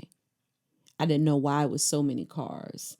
And as I proceeded on, then I saw like 30, 40 state highway patrolmen. Didn't know why. Had no idea why. Did you go to work? I went to work. So you went past it. I went past it. I saw a coroner's van. I called my cousin and I said, Terrence had come home last night. Maybe he went to the studio with Josh. Yeah. Maybe he went to the studio because he wasn't at the bus stop. And I got there a few minutes late and he wasn't there. Yeah. And I said, well, maybe he with my pastor's son, out late or somewhere with one of his friends because he always came home. Yeah. And I got there a few minutes late to pick him up. And so he tried to walk home. And so I just started a new job. It was my 3rd week on a new job. I knew no one at the job. Wow. So I was in training. So I got up to go to work and the next morning. And that's when I saw the cars and all of the highway patrolmen because we live right outside of the city limits. So they're highway patrolmen instead of city cops because you live outside of city limits. And I was on the phone with my cousin. I said, well, I don't know where Terrence is, and I've been calling and he's not answering. And then I said, oh, girl, I said, look at all those highway patrolmen up there. I said, it's like a zillion of them. And I said, oh, there's a coroner's van. And then I said, girl, they putting somebody in there. And it was going this way, like toward home, as if where he would be walking. And I'm going this way to go to work. And I got to work, and because I didn't want to not be at work, but nothing was wrong. Yeah. Nothing was wrong. So, of course, I went on to work. Went to work. And I was just like, I'm on the phone with my cousin, and I'm like, girl, they putting a body bag in there. Yeah. And they shut the doors. And first they had the cars to stop on this side while they put the body in. And then when they got the body in and closed the doors to the coroner's van, they moved and let us go through. And when it got to my car, though, they let, I don't know how many cars go through. When it got to my car, they said, you need to turn around and go back the other way. I guess they decided to tape it off because it's like a crime scene. But I just wonder why when it got to my car, it was as if they knew me or something. That's crazy. Even though they didn't know me, but when I got to the front of the line, they didn't let me go. I had to make a U-turn, and all the cars behind me had to make a U-turn and turn. So that was like a very appropriate coincidence. That's crazy. I think about that now. Like, why when it get to my car, of all cars? But I still went on to work, and I was still on the phone with my cousin, who's my best friend. Yeah. My grandmothers and sisters were best friends. Yeah. And I said, we got to pray. I just can't believe it. I saw a body van, a coroner's van. I never seen that before, except for on TV, like watching shows that I don't watch anymore. And I get to work, and I call my sister, and I said, well, I can't reach Terrence. And she said, well, you need to call the police. I said, well, I don't want to call the police. I just can't. He's just not answering. She said, well, I'm going to call him. And if he doesn't answer, I'm going to call the police. So she never called me back. She sent me a text. And the text said, breaking news, an unidentified African-American male has been found dead in a hit and run. And that was it. And it just said breaking news. They have just a couple of lines. And it was horrible. When you saw that, did you know? I kind of thought, but I still was hopeful. I still was. When people, now I know what people mean when they get into a tragic situation and they say their life flashed before them, because that's literally what happens. When you're in a traumatic moment like that, so much flashed through your mind, so much. But one of the things that I kept saying in my mind was, it can't be my son. Like, that happens on TV. Like, it's just one of those moments that I can't really explain. But I kept thinking in my mind, and I kept praying. And of course, my supervisor at the time, she said, we're going to pray. We're going to pray. And they wanted to drive me home and I think I passed out. Wow. And once I got myself together, I said, I'm going to drive. I'm going to drive because I didn't live but a couple of exits from Right. my home. Yeah. And I talked to my sister-in-law, and she said, don't drive over there. Just wait. We'll come get you. And I said, no, just meet me back over there at the spot where the police were. And I got back over there, pulled back over there, and they had the crime tape up. And I got out and I said, good morning, because it was still in the morning. It was about 10 o'clock that morning. I said, good morning. And they were like, good morning. And they were making markings in the road and doing what they do. Yeah. And I said, have you guys heard any news about anybody missing or anything? I was just like having a conversation like in my mind, like literally not thinking the worst. Yes. And when I asked that question, they all stopped. And it's about 25 of them out there. They all stopped and start looking at me. And when the officer looked at me, he said, what is your son's name? I said, Terrence. He said, what is his last name? I said, Faison. And they just stared at me. And I passed out in the middle of the highway. There's a residential area here, residential area there. People were standing out there looking, because when something happened, people come outside, they look, and they were standing out there looking. And I remember the news helicopter flying over me, because by that time, I'm sure the news had already got involved, because my sister had already sent me that breaking news. And I passed out in the road, and I remember, all of that. And then they got me up and sat me in one of the SUVs, and they were all around me. They were standing all around me, just waiting on me to kind of get myself together. And I could see space in between them. And it was my oldest brother, and he was running. And he was running, and he was screaming, and he was running. He was running because he had to park. They had the tape up, so he had to park. They don't let you get close to a scene. So he was running, and he got me and put me in my car and drove my car to my house. And when I got to my house, I let the garage door up, and the news was riding up and down the street. There were people already standing out. They knew. The people in my neighborhood knew, and I never. How did they know? The news. The news gave the name. The news. They had it on the news by then. Because when you're out there and they're doing markings and stuff, they be out there a long time. And I was in the house, and I was just in total shock. Just total. And then they got in touch with my family, the rest of my family, and everybody came over, and it was just horrible. It was a horrible day.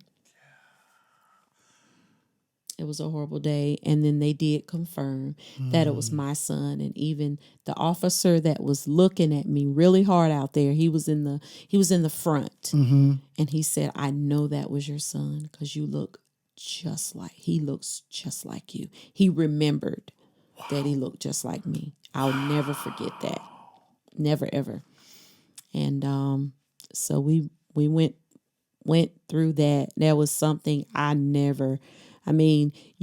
known for singing, by a lot of people, but that was a whole nother display. Yeah. I'll say that. Yeah, absolutely. When you're on display like that, the people in the neighborhood, the people from my son's job, the people from the bank where he worked, so many people that he knew. There, it was like, I can't explain it. Everybody knew. Everybody knew in the neighborhood. Everybody knew at the local grocery store. Everybody knew, like, when I went somewhere. Of course, they asked me, the detective said, we don't know who did this. It was a hit and run. We know, is there any way you could just make a statement so the person can possibly come forth? We can make a statement, but it's nothing like a mom or a dad. And I said, I can do it. I can do it. I felt like that was the least I could do. And sure enough, a few days later, they came back. The news, all the news channels was calling my phone. I didn't have my phone. My family had my phone. Absolutely. Were calling my phone, and they wanted me to talk. They wanted me to do an interview. They wanted me. And I was in shock. Like, I'm like, this sounds like something on TV. Like, and I got on TV. I told the detective that I could do it, but I asked my family to call my pastor, his wife, and I wanted my brothers to be there, my sister and Terrence's dad, and my mom, and just the people that's important to me to be there with me. And they were looking like, girl, how are you doing all this? That's like, crazy. You know, they were like looking at me like, because they were just a mess.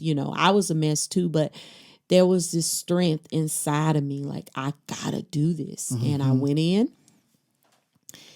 The news, it was 2 or 3 news stations, and they came, and they were out in my yard. It was a lot of people out there, and I was in the house, and we had prayer. And I asked my family, I will never forget this.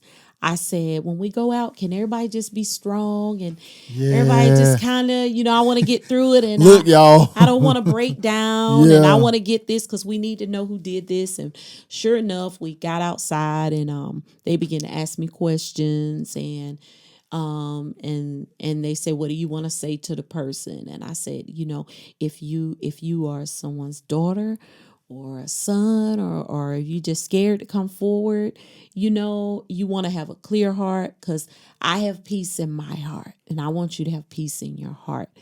And because I trust God. And that's when I came up with that declaration. I got t-shirts. I just trust God. I trust God.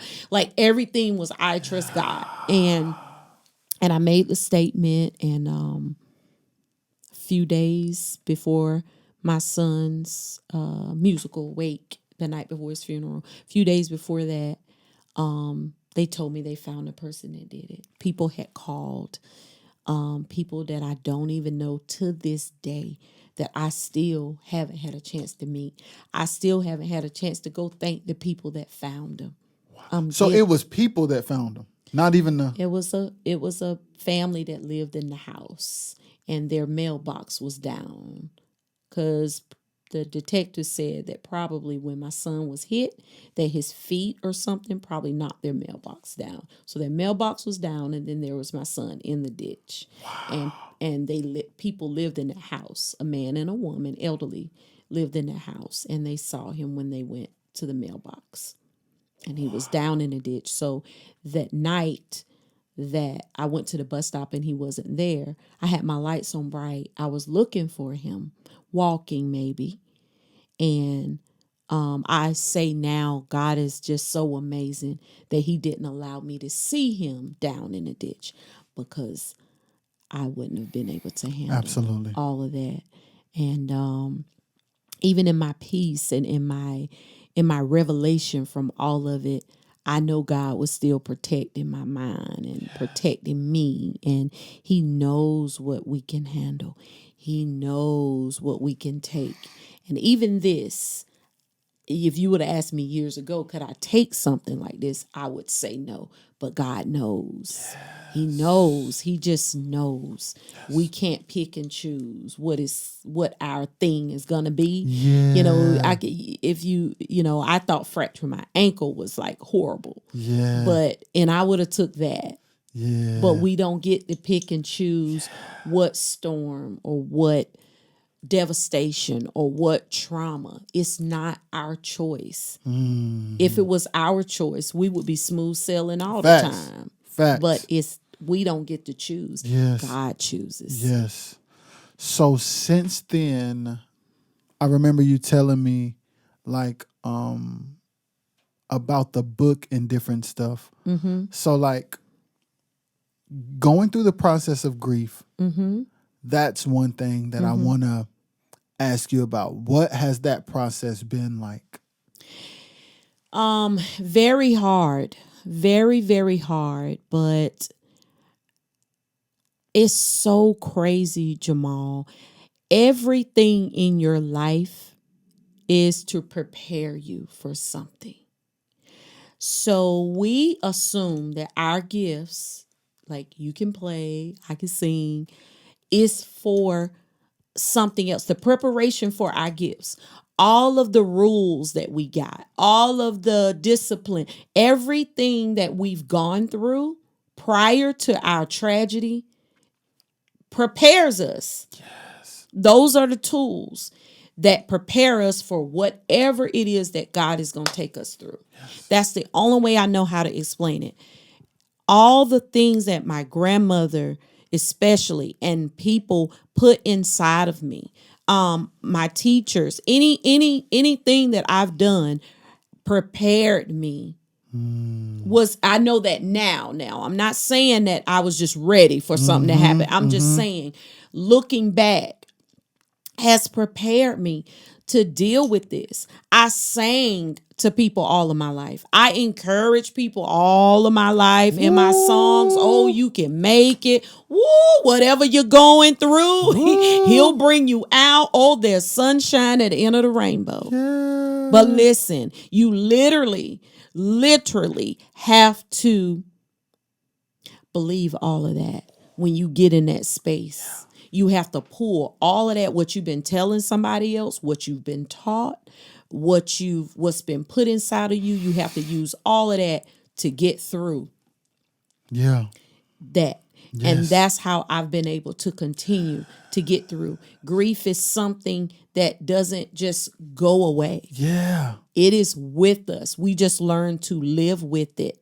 And then a few years after that, I just started going on my Facebook page, just encouraging people. Yes. Just always, I found out that when I was doing that, it's almost like when I'm singing, when I'm encouraging and I'm pouring out, I don't care what I'm going through. When I go sing, when I get on that stage and I'm in my zone, I could have just left whatever. But when I get in my zone, when I get into the music, when I get into what I'm doing, it is just like that place, my refuge, my good place. I'm encouraging people coming up by my CDs, people coming up wanting to take pictures, people coming up that just love me to death for no reason. They just love me. Yes. Will do anything for me.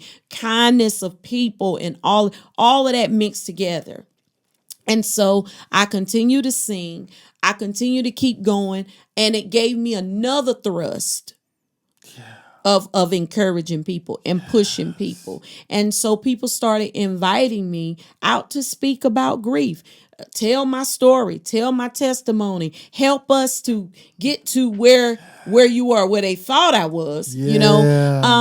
And I began to go and speak on different platforms. And even now people have me, I gotta call a young lady when I leave here today. She lost her baby after 6 days. Like, it's people reaching out to me and calling me like, how do you do it? And I begin to channel it around, because I thought about my son and his personality and his attitude. Yes. He don't like dragging around, and he don't like complaining, and just and that pushed me. And I could hear him literally even now saying, "Mama, come on now," all that crying, you know, like when he would graduate or get an award, I'm just mushy and I'm just, you know, so I can still hear him now pushing me like, "Mom, you got this. You can do this." And I go out and I speak to different people. We had a man in the city that I live in, and he owns a restaurant, and his son was murdered. And we end up speaking on a panel together. On a panel, one of the first panels I was on was parents who lost their children to tragedy. It was 8 parents, including me. Yeah. And we all told our story. And it just flourished from there. People have me to come out, tell my testimony, and tell how do I get through grief? How do I deal with grief?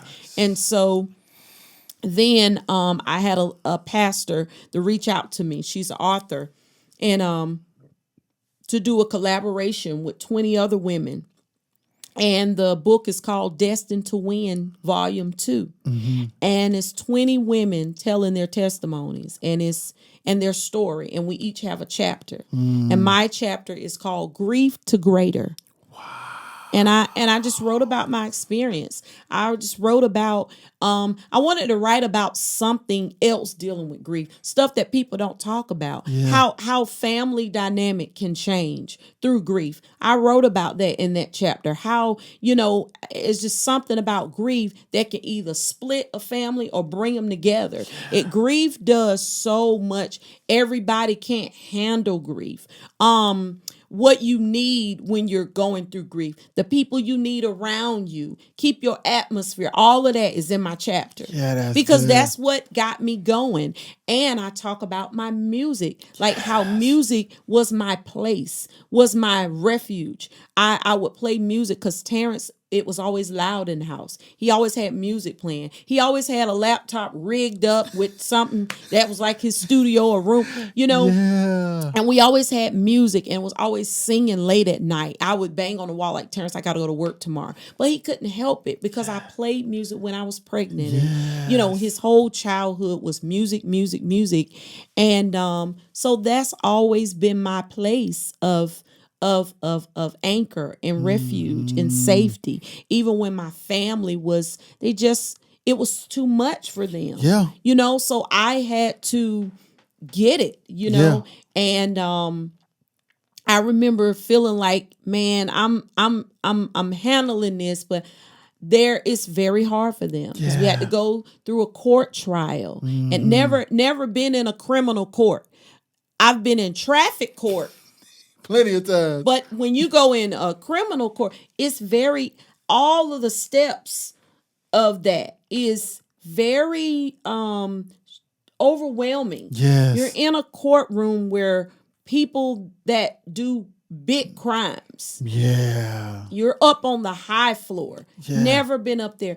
All of that was very traumatic for me. The news wanting to talk to you again Constantly, and again. yes. They came to the court trial. They wanted, and they really, really, really kept calling saying, well, he's a young African-American male.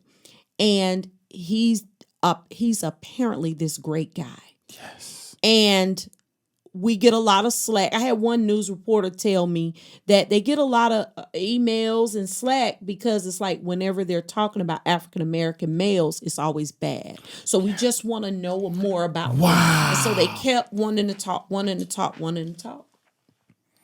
And so they showed up at the courtroom and they was like, do you mind if we're here? And I said, that's fine. And then of course they had to ask the judge, can they be in there? And I said, just be integral. They asked, could they come to the funeral? They call and ask, could they be at the funeral? And one of the main reasons I said yes is because the outpour of young people. I've never, I can't begin to tell you. And I was thinking more about that. I'm still thinking about outreach and helping people and loving on people and just what can come out of this, like in everything that I do. Although it's a sad moment, I said, these were my exact words. I said, you can bring the cameras. I said, but what I do not show him lying there. I want you to show all of these young people. I want you to show the outpour of love. That's what I want to be. That's what I want the message to be about when you put this on the news. Not the death and all of that. We know that that's the obvious, and I want it to be integral. So please don't put that on the news. But I want you to show how the kids from the college made a big choir, and and the pallbearers was his friends, and all of those things like that. I still And one of the things that I talk about with grief is not being selfish, because if you have a loved one that is known by so many people and loved by so many people, we sometimes grief can make us just want to be but we can't do that. He impacted too many people. We can't do that. Yeah. You have people coming up to you saying, oh, he was nice to me when I went to the bank, and he was, so I couldn't possibly be selfish. Yeah. So I was so overwhelmed and fascinated by stories that people would tell me. His friends from college, Terrence loved to go to Bojangles. Yeah. He gonna be late to class going to Bojangles. And I'm like, Terrence, and you know who told me that story? Who that? TJ, who is a pastor in Rocky Mount. TJ Walker. TJ Walker was his friend. And then TJ came one year. It was right after the holidays. Yeah. And he said, Miss Faison, you still got your Christmas tree up. And it was probably January or February. And I said, I know, babe. He helped me take all my lights down. Yeah. And I never knew what TJ stood for. Yeah. Okay? Yeah. Had no idea who he was. I knew he was from Rocky Mount. Yeah. I knew he went to church and his dad and was preaching. Yeah. Had no idea. Wow. Until after my son was gone. Wow. I just knew TJ Walker. Yeah. Didn't know it was Thomas L. Walker's grandson. Right. So how did you find that out? He was getting married. Okay. And you got to know his real name. He was getting married, and he's getting married at Thomas L. Walker's church. And I'm like, oh, that's Thomas L. Walker's church. Yeah, that's my grandfather.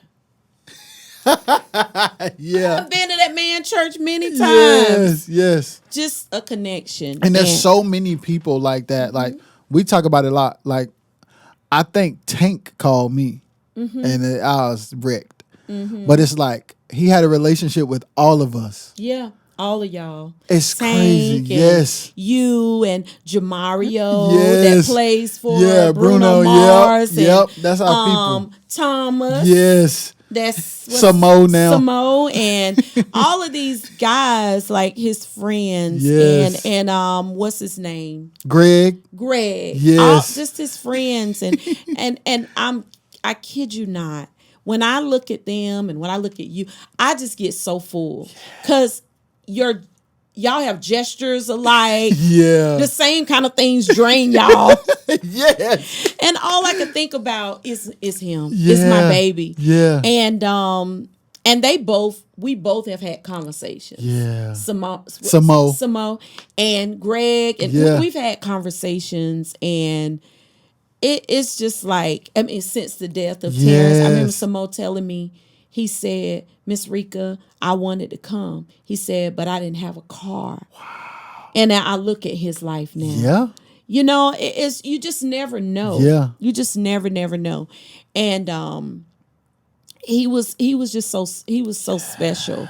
And when he was born, when a baby is born, right after the baby is born, they always check the reflexes on a baby. When they get them out, they before they clean them off or after they clean them off, they check and they rate babies. Yeah. And they're usually like an 8 or 9 or 7. And I remember after having Terrence, it was a lot of whisper going on, like something going on. And the doctor came over and said, he's a 10. Wow. We hardly ever get 10s. He's a 10. And I said, what does that mean? My mom might have asked. And he said his IQ is going to be very high. And Terrence was very smart. Wow. Academically, he was very, very smart. And when he started elementary school, he was diagnosed with asthma. Wow. Really, really bad. And I was like, he's never going to get out of kindergarten because he's always in the hospital. But he was so smart. Yeah. He was the smartest kid. Like, he was very smart and very funny. Yes. Hilarious. And that never left. Yeah. Hilarious. That never left. Yeah. Yeah. Yeah. So now, before we go, I'm going to take a quick break and then we're going to come back.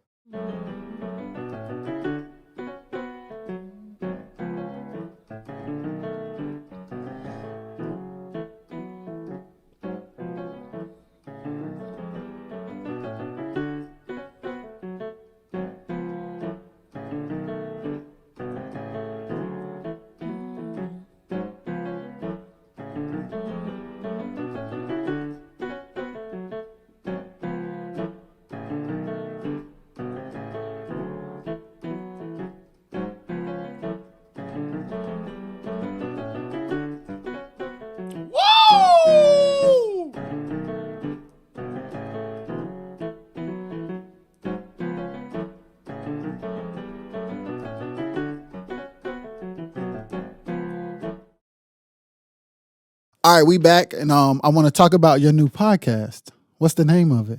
Good Grief with Reka. Let's go. Yeah, not good grief. Not Like, like that. like good Like grief. good grief. Good grief. I With like that. That's Reka. it. Yeah. Good grief. We got it, but it's good grief. And where did you what made you think of that name? Jamal, I was home during the time after, probably a couple of weeks after my son's funeral. I was at home, for a few months until I went back to work. And Jamal, people sent me all kinds of stuff. People put stuff in my mailbox. Someone put flowers on my porch. Just kind. Someone sent me a book in the mail, and that was the name of it. And I said, why would they call it that? Because what's good about it? But when I read it and I understood the perspective behind it, because we're going to have grief. Yes. We're going to have grief, but it can be good. We don't have to die in grief, because we might as well be with grandma and them, whoever. Yes. We can make it through this, and everybody's gonna experience it at some point.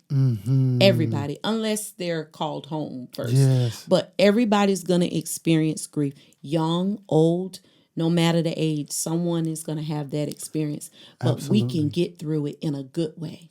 And that's why I came up with good grief. Yeah. Not good grief. Good grief. Yeah. Yeah. Not like that. Because we ain't making it with that. We sound like we ain't making it. Yes. But we gotta believe that it's good grief though. We gonna have it, but we can make it. We can make it through that. Yes. And what's gonna be like the format of the show?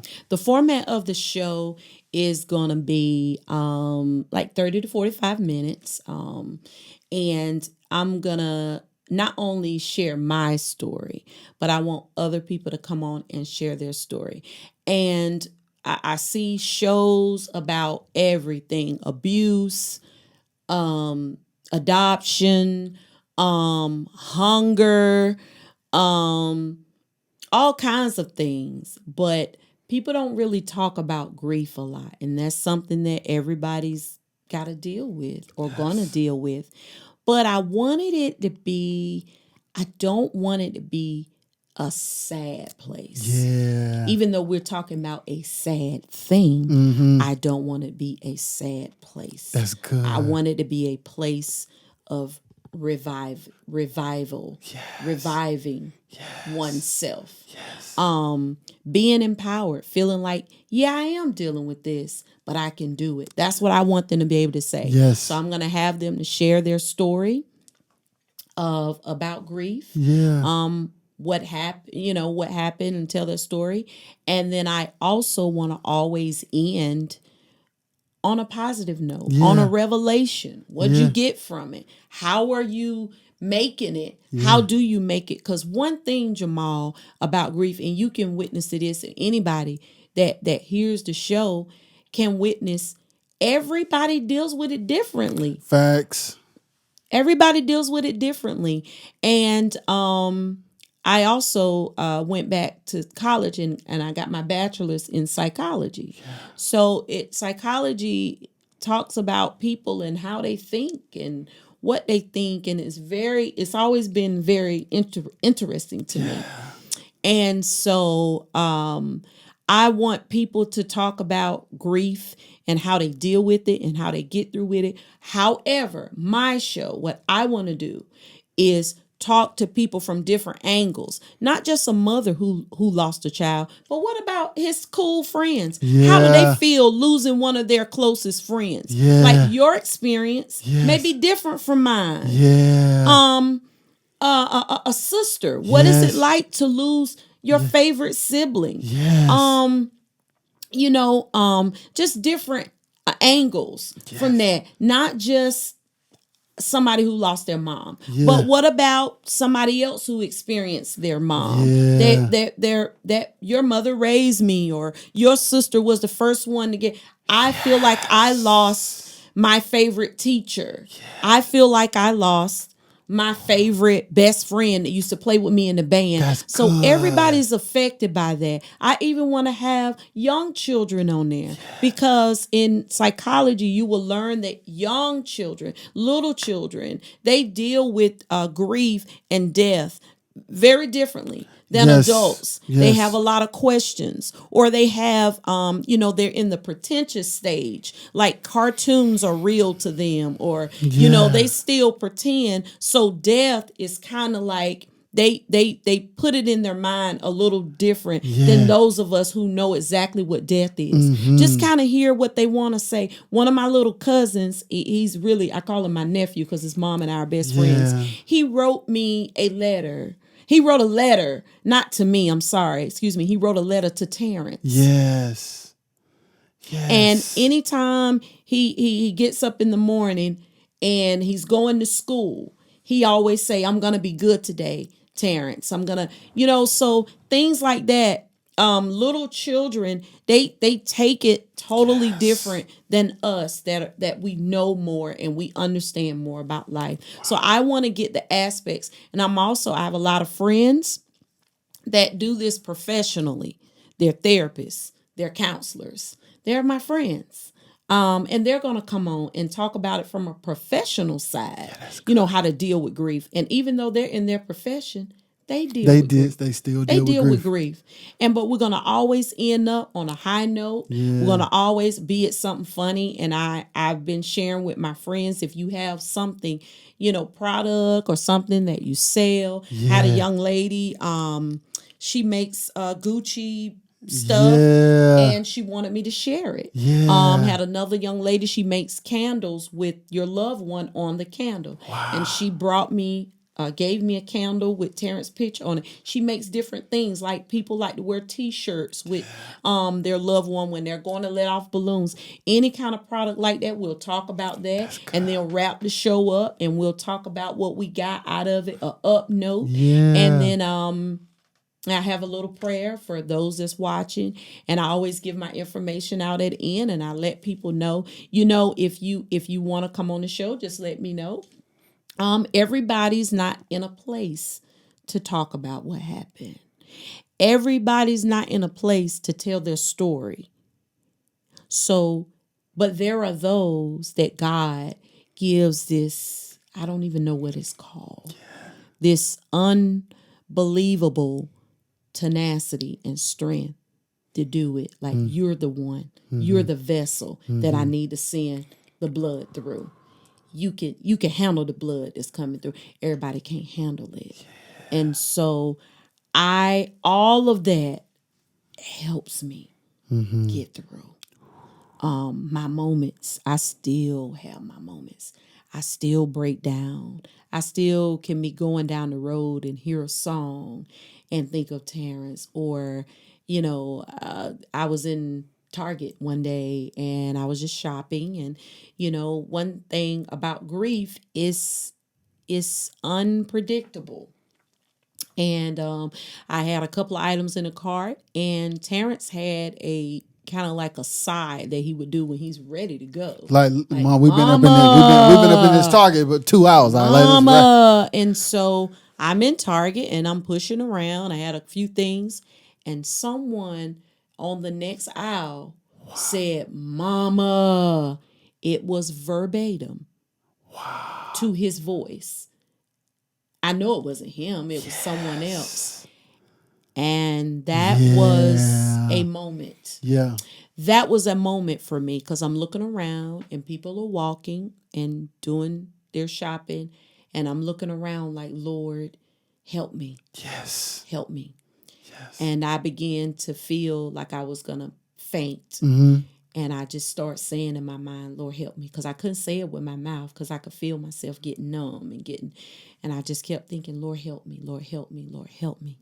I know I heard his voice. I know that voice sounds like like it just, I can't explain it. Like it just came over me. And I left my cart. And I think I crawled back to my car. It seemed like I crawled. That's how long it took me to get to the parking lot to my car. And I was still saying, Lord, help me, Lord, help me, Lord, help me. And I got in the car And it's so funny. I listen to my music loud. Mm-hmm. So when I got in the car, if you don't turn the You radio scared? down Yeah. before you get out, It's gonna blast when you it's turn gonna that car blast on. when you turn it on. And the song, "Thank You, Lord, for all you done for," that was on the radio. And So you just it start just kept jamming. playing. And I sat there until I composed myself. Yeah. Wow. I gotta edit it out. No, it's you good. Excuse me. You good. You good. Yeah, but that was a moment. And so those are some of the things that we talk about on there. We're going to be talking about, you got to do what you can do. Mm-hmm. If your family wants to go plant purple flowers on the side of the road, or if your family want to go let off birds or whatever, I've learned that people have to do what they can do. Yeah. That may not work for you. Yes. You may want to go eat at his favorite restaurant. Yeah. That may bring you peace. But your brother, he may want to go to the grave. I don't go to the grave. Yeah. I don't. Personally, I don't. Yeah. My daughter drew the headstone. My daughter went and told them what kind of headstone. I didn't do that. Yeah. I knew I wasn't able to do that. Yes. And so I don't go to the grave, because my revelation is that's the end. He's not there. That's the end. That's my revelation of that. So I don't want to go there. I want to remember him. I, on his birthday, get a cake. Any of my family can tell you. I do something, and we went to Bojangles. Yeah. And we had a birthday party. Yeah. So one thing I can tell you about grief, I've learned so much, is sometimes you are the strength beneath everybody's wings. Yes. How you articulate and do resolution, that's how your child is watching you. Yeah. If your child see you go and break up a bunch of dishes in trauma, in tragedy, when you're angry, and they're watching that, they learn resolution first from you. Wow. So I choose to just do things to pick me up. The day that he was killed, I do something fun on that day. Now, it don't mean that I ain't gonna shed no tears, because something is going to remind me. But it's good that you are intentional. I am intentional. Yes. You just took the word. I am intentional about dates and moments. Sunday is Mother's Day. I'm intentional about doing something up. Mm-hmm. So if the wind come, the tears may come, but I can handle it. I'm in a good setting. Yeah. I'm in a good setting. Yes. I know what day it is, but I'm in a good setting. I'm not going to, and I tell people this when I go out and talk about grief, I am not going to say, predestined failure. Like, oh Lord, 3 more days, it's going to be the 28th. I am setting myself up for 3 days to go in a black hole. Yeah. 2 more days, 6 more hours, it's going to be that day. I don't do that. Yes. I don't do that. And I don't want to get it. I don't want people to get it mixed up with not living in reality. That's not what I'm saying, because this stuff really happened to my son. However, we have to be intentional about our strength and how to make it and pushing through. We have to be intentional about that, because our natural state is going to get mushy and going to feel jittery, is going to feel like I don't know what to do today. That's normal. All of that is normal. However, we can start combating it early, instead of speaking failure or doom or darkness or something that day is gonna. We can't do that. we won't make it. We will be living and dying at the same. We will be dying while living. Yes. Because some people, when they go through trauma and tragedy and things like that, they're stuck there. Yeah. They never move past. And that's not good. Yeah. That's not good mentally, physically, emotionally. It's not good. Yeah. Why not let's go through it? Absolutely. So we can have good grief. Absolutely. Yeah, I was crying yesterday Yeah. because the boy got a haircut like Terrence. Yeah. You know, and some things, one thing about me, I love humor. So I love to cut up. So humor is a big thing. And then I think about Terrence. Yeah. If you think about your loved one and the Yes. funny stuff, I could think about stuff that my grandma did that was so funny. She's not here anymore. Yeah. But I try to think of her in those lights. Yes. And we can make it. Yes. We can make it. I'm sure you remember plenty funny stories about Terrence. Yes. You know, man, my mama, Yes. she don't know. I told her she need to get another keyboard player. Yeah. He is whack, you know. And I think of things like that in everything that I do, even when I'm getting dressed. Yeah. I always, because we, like I said, I had him at 19, so we grew up together. Yeah. So I'll say, Terrence, how does this look? Mama, it look nice. Or he'll say, take that red belt off. You don't need that belt. So now what do you think I'm doing when I'm getting dressed? Yeah. I hear this joker talking to me.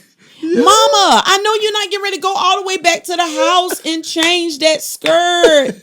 We're like halfway there. Oh my God. Yeah. And I'll say, yes, I'm going back because something about it just don't feel right. And he's like dying. Like, oh.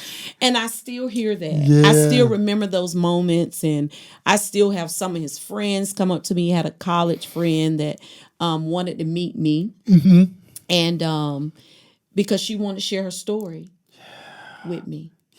And she was going through a tough time, a real tough time. Wow. And Terrence encouraged her to not, you know, so many stories like that.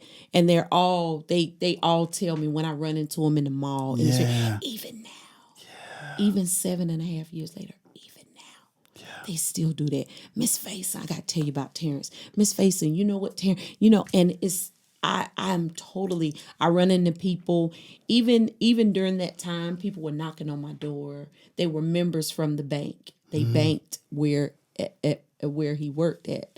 And they would say, we just want to give you this check, because he was always polite. He was always mannerable. He was always sweet. I knew he could speak Spanish. I found out I think it was the musical or the funeral, his boss from the bank came to speak and said, you know, the Hispanic customers love Terrence because he could speak Spanish and he would be patient and he would be just so much. I bought a washer and dryer when I moved. I moved out of the house that we were living in. Moved down the street in another house. So I bought a washer and dryer. They came to bring the washer and dryer. And when it was a Hispanic guy and a Caucasian man, and they were coming down the steps and they were saying, you know, we want to show you how to operate it. So I go upstairs to show me how to operate it and, you know, how to operate the buttons and stuff. So when they were leaving, they were coming down the steps and I have Terrence's picture inside a curio, and it's under a light, and I keep that light on. And the Hispanic man says, "That's Terrence. How do you know Terrence?" I said, "That's my son." I said, "How do you know Terrence?" "He worked at the Wells Fargo Bank. He helped me. He speaks Spanish." Woo! And I just cried. I was just like, Lord, you know, and every time that happens, I just take it like God is just allowing me to have those special moments. And be patient with people. Be patient. Don't ever be so selfish when you're going through grief that you can't take up the time to listen to somebody else, because they want to tell you that your father helped them in the army, or your mother used to give them pies or something. Yeah. People want to share that with you, and you don't need to be selfish. You know, be thankful that they want to come and share those things with you, because some people that are going through grief, they don't have anybody. They don't have people coming up to them. They're going through a dark place alone. And I just want people to know that they can get through it And somebody asked me one time, one of the questions that I got at a place that I went to speak, when do you get healed from it? Do you ever heal? And I'm learning now, it's something that you may not get healed from. You'll live with. And I've always said, I used to say, I don't want to cry. I'm just tired of crying. And Jamal, I'm telling you the truth. One day I heard God just speak to me, and just get me together. And I was like, you know what, Lord? I don't want to ever stop crying because I don't want to ever forget what you've done for me and how far you brought me. If I stop crying, I might and get all, I might, it's a chance we might think that we doing this on our own, but it ain't like that. Yes. It's just not like that. It's the collaboration of people and God and so many other things that have came together to help you get through it. And grief is just not about death. I'm studying about grief. Grief is a loss. It's not just through death. Death is one of the worst, but grief is not about just losing someone to death. It's about a loss, having a loss. That's good. So, I look forward to helping people just be better. Absolutely. And just we use the word empowerment so loosely, but are we really empowering people or helping people, encouraging people in anything that we do? And I look forward to everything that God is using me for. Through all of this, he's still using me. Absolutely. I was singing and I still sing. We still sing. But all of that, has been teaching me how to be in front of people. Yes. But I never thought I would be in front of people talking about grief and how to make it through grief. Yes. I just thought it was going to be singing. See, our thoughts and our plans ain't got nothing on what God already got set for our purpose. We have several purposes. Yes. And sometimes it's through something else. It could be tragedy. Yes. It could be something else. But what if it is tragedy to get us to the other purpose? Yes. So that's how we got to look at it. Absolutely. Look at life like that. God, it was preparing me. Absolutely. From a little girl. Absolutely. All the way up into this moment. That's good. That at that age, at 40-something, I would lose a child. Yes. And not only that, I'm going to be encouraging people afterwards. God's still going to use me to help other not just mothers, but help other people get through it. Because you're going to get through it. Even your family, you're going to help them, Yes. And sometimes you don't want to be in that seat, but that's the seat that God put you in, Thank you. You're welcome. For having the strength to tell your story. I appreciate that. You're welcome. Yes. You're welcome. I'm sure you're going to help a lot of people who's going to listen to this and watch this. Yeah. And I just want to provide a place. I told one of my best friends, I said, she's a businesswoman and she's, do with contracts and all of this stuff. And I said, I don't want it to be so formal. However, I don't want it to be fully ratchet. Yeah. It can't be all the way ratchet. Whatever the word is in between ratchet and formal. Because everybody deals with this. Yes. I don't care. All walks of life, all different. All statuses. Yes. All money, tax brackets. Some from this side of the tracks and some from the other side of the tracks. Everybody deals with that pain and that grief. Absolutely. And so I wanted to be a place where if someone may be here and they feel like they got to be here in order to get on that platform to be accepted on that. That's good. No. That's good. It's some people that's on statuses that society may say they don't have nothing to offer Yeah. the world. Yeah. Yes, they do. Absolutely. They may not be in the right tax bracket or polished how we think, but guess what? They got something that can help somebody because they're speaking from here. If you're speaking from here and you're genuine and you're able to tell it and you got a story and you're at a good place where you that's who I'm gonna be talking to. Good grief. Good grief. Good with grief. Reka. Yeah, with Reka. So I'm looking forward to it. Yeah. Y'all be on the lookout for it. I'm gonna make sure that we put the information in for where to follow you, where to email if y'all want to be on the show. I'm gonna have all that up there. Yes, the email is goodgriefreka@gmail.com. Y'all heard it here. Just send your information or your comments, or I always tell them to send it there. And I'm amazed at people that have reached out. Absolutely. And that some, they don't necessarily want to be on the show, but just shared their story. Yeah, that's beautiful. Or just told me how the two shows that I've had have been a blessing to their life. And can you talk to this person, or can you talk to that beautiful. person? And, I don't know what's coming out of it. There are other things that I want to do. I also started a LLC. Good. It's called King Faison. Good. It's I wanna do things, and I wanna help people, and I don't just want to do things for women. Yes. Because a lot of times the men, it like my pastor say, it's always a lot going on for the women. Mother's Day you can't get in the restaurant, but Father's Day you can walk on in. That's a fact. That's a fact. Father's Day you can walk on in, but I wanna be around for everybody. For everybody. Yes. The whole unit. Yes, absolutely. Sons, daughters, children. Absolutely. Everybody we want to be a blessing in whatever we do to the world. We don't want to put a limit on whatever God is doing. Absolutely. Absolutely. So yeah. I'm looking forward to everything to come. Yeah. And I'm glad you came today. Yeah. This has been another episode of the RXS podcast with Reka. And I want to say thank you for having me. And I want to say I'm so proud of you. I knew when I met you and I experienced your music and your musical expertise at that young age. I always knew you was gonna be amazing, and I'm so proud of you. I am so proud of you.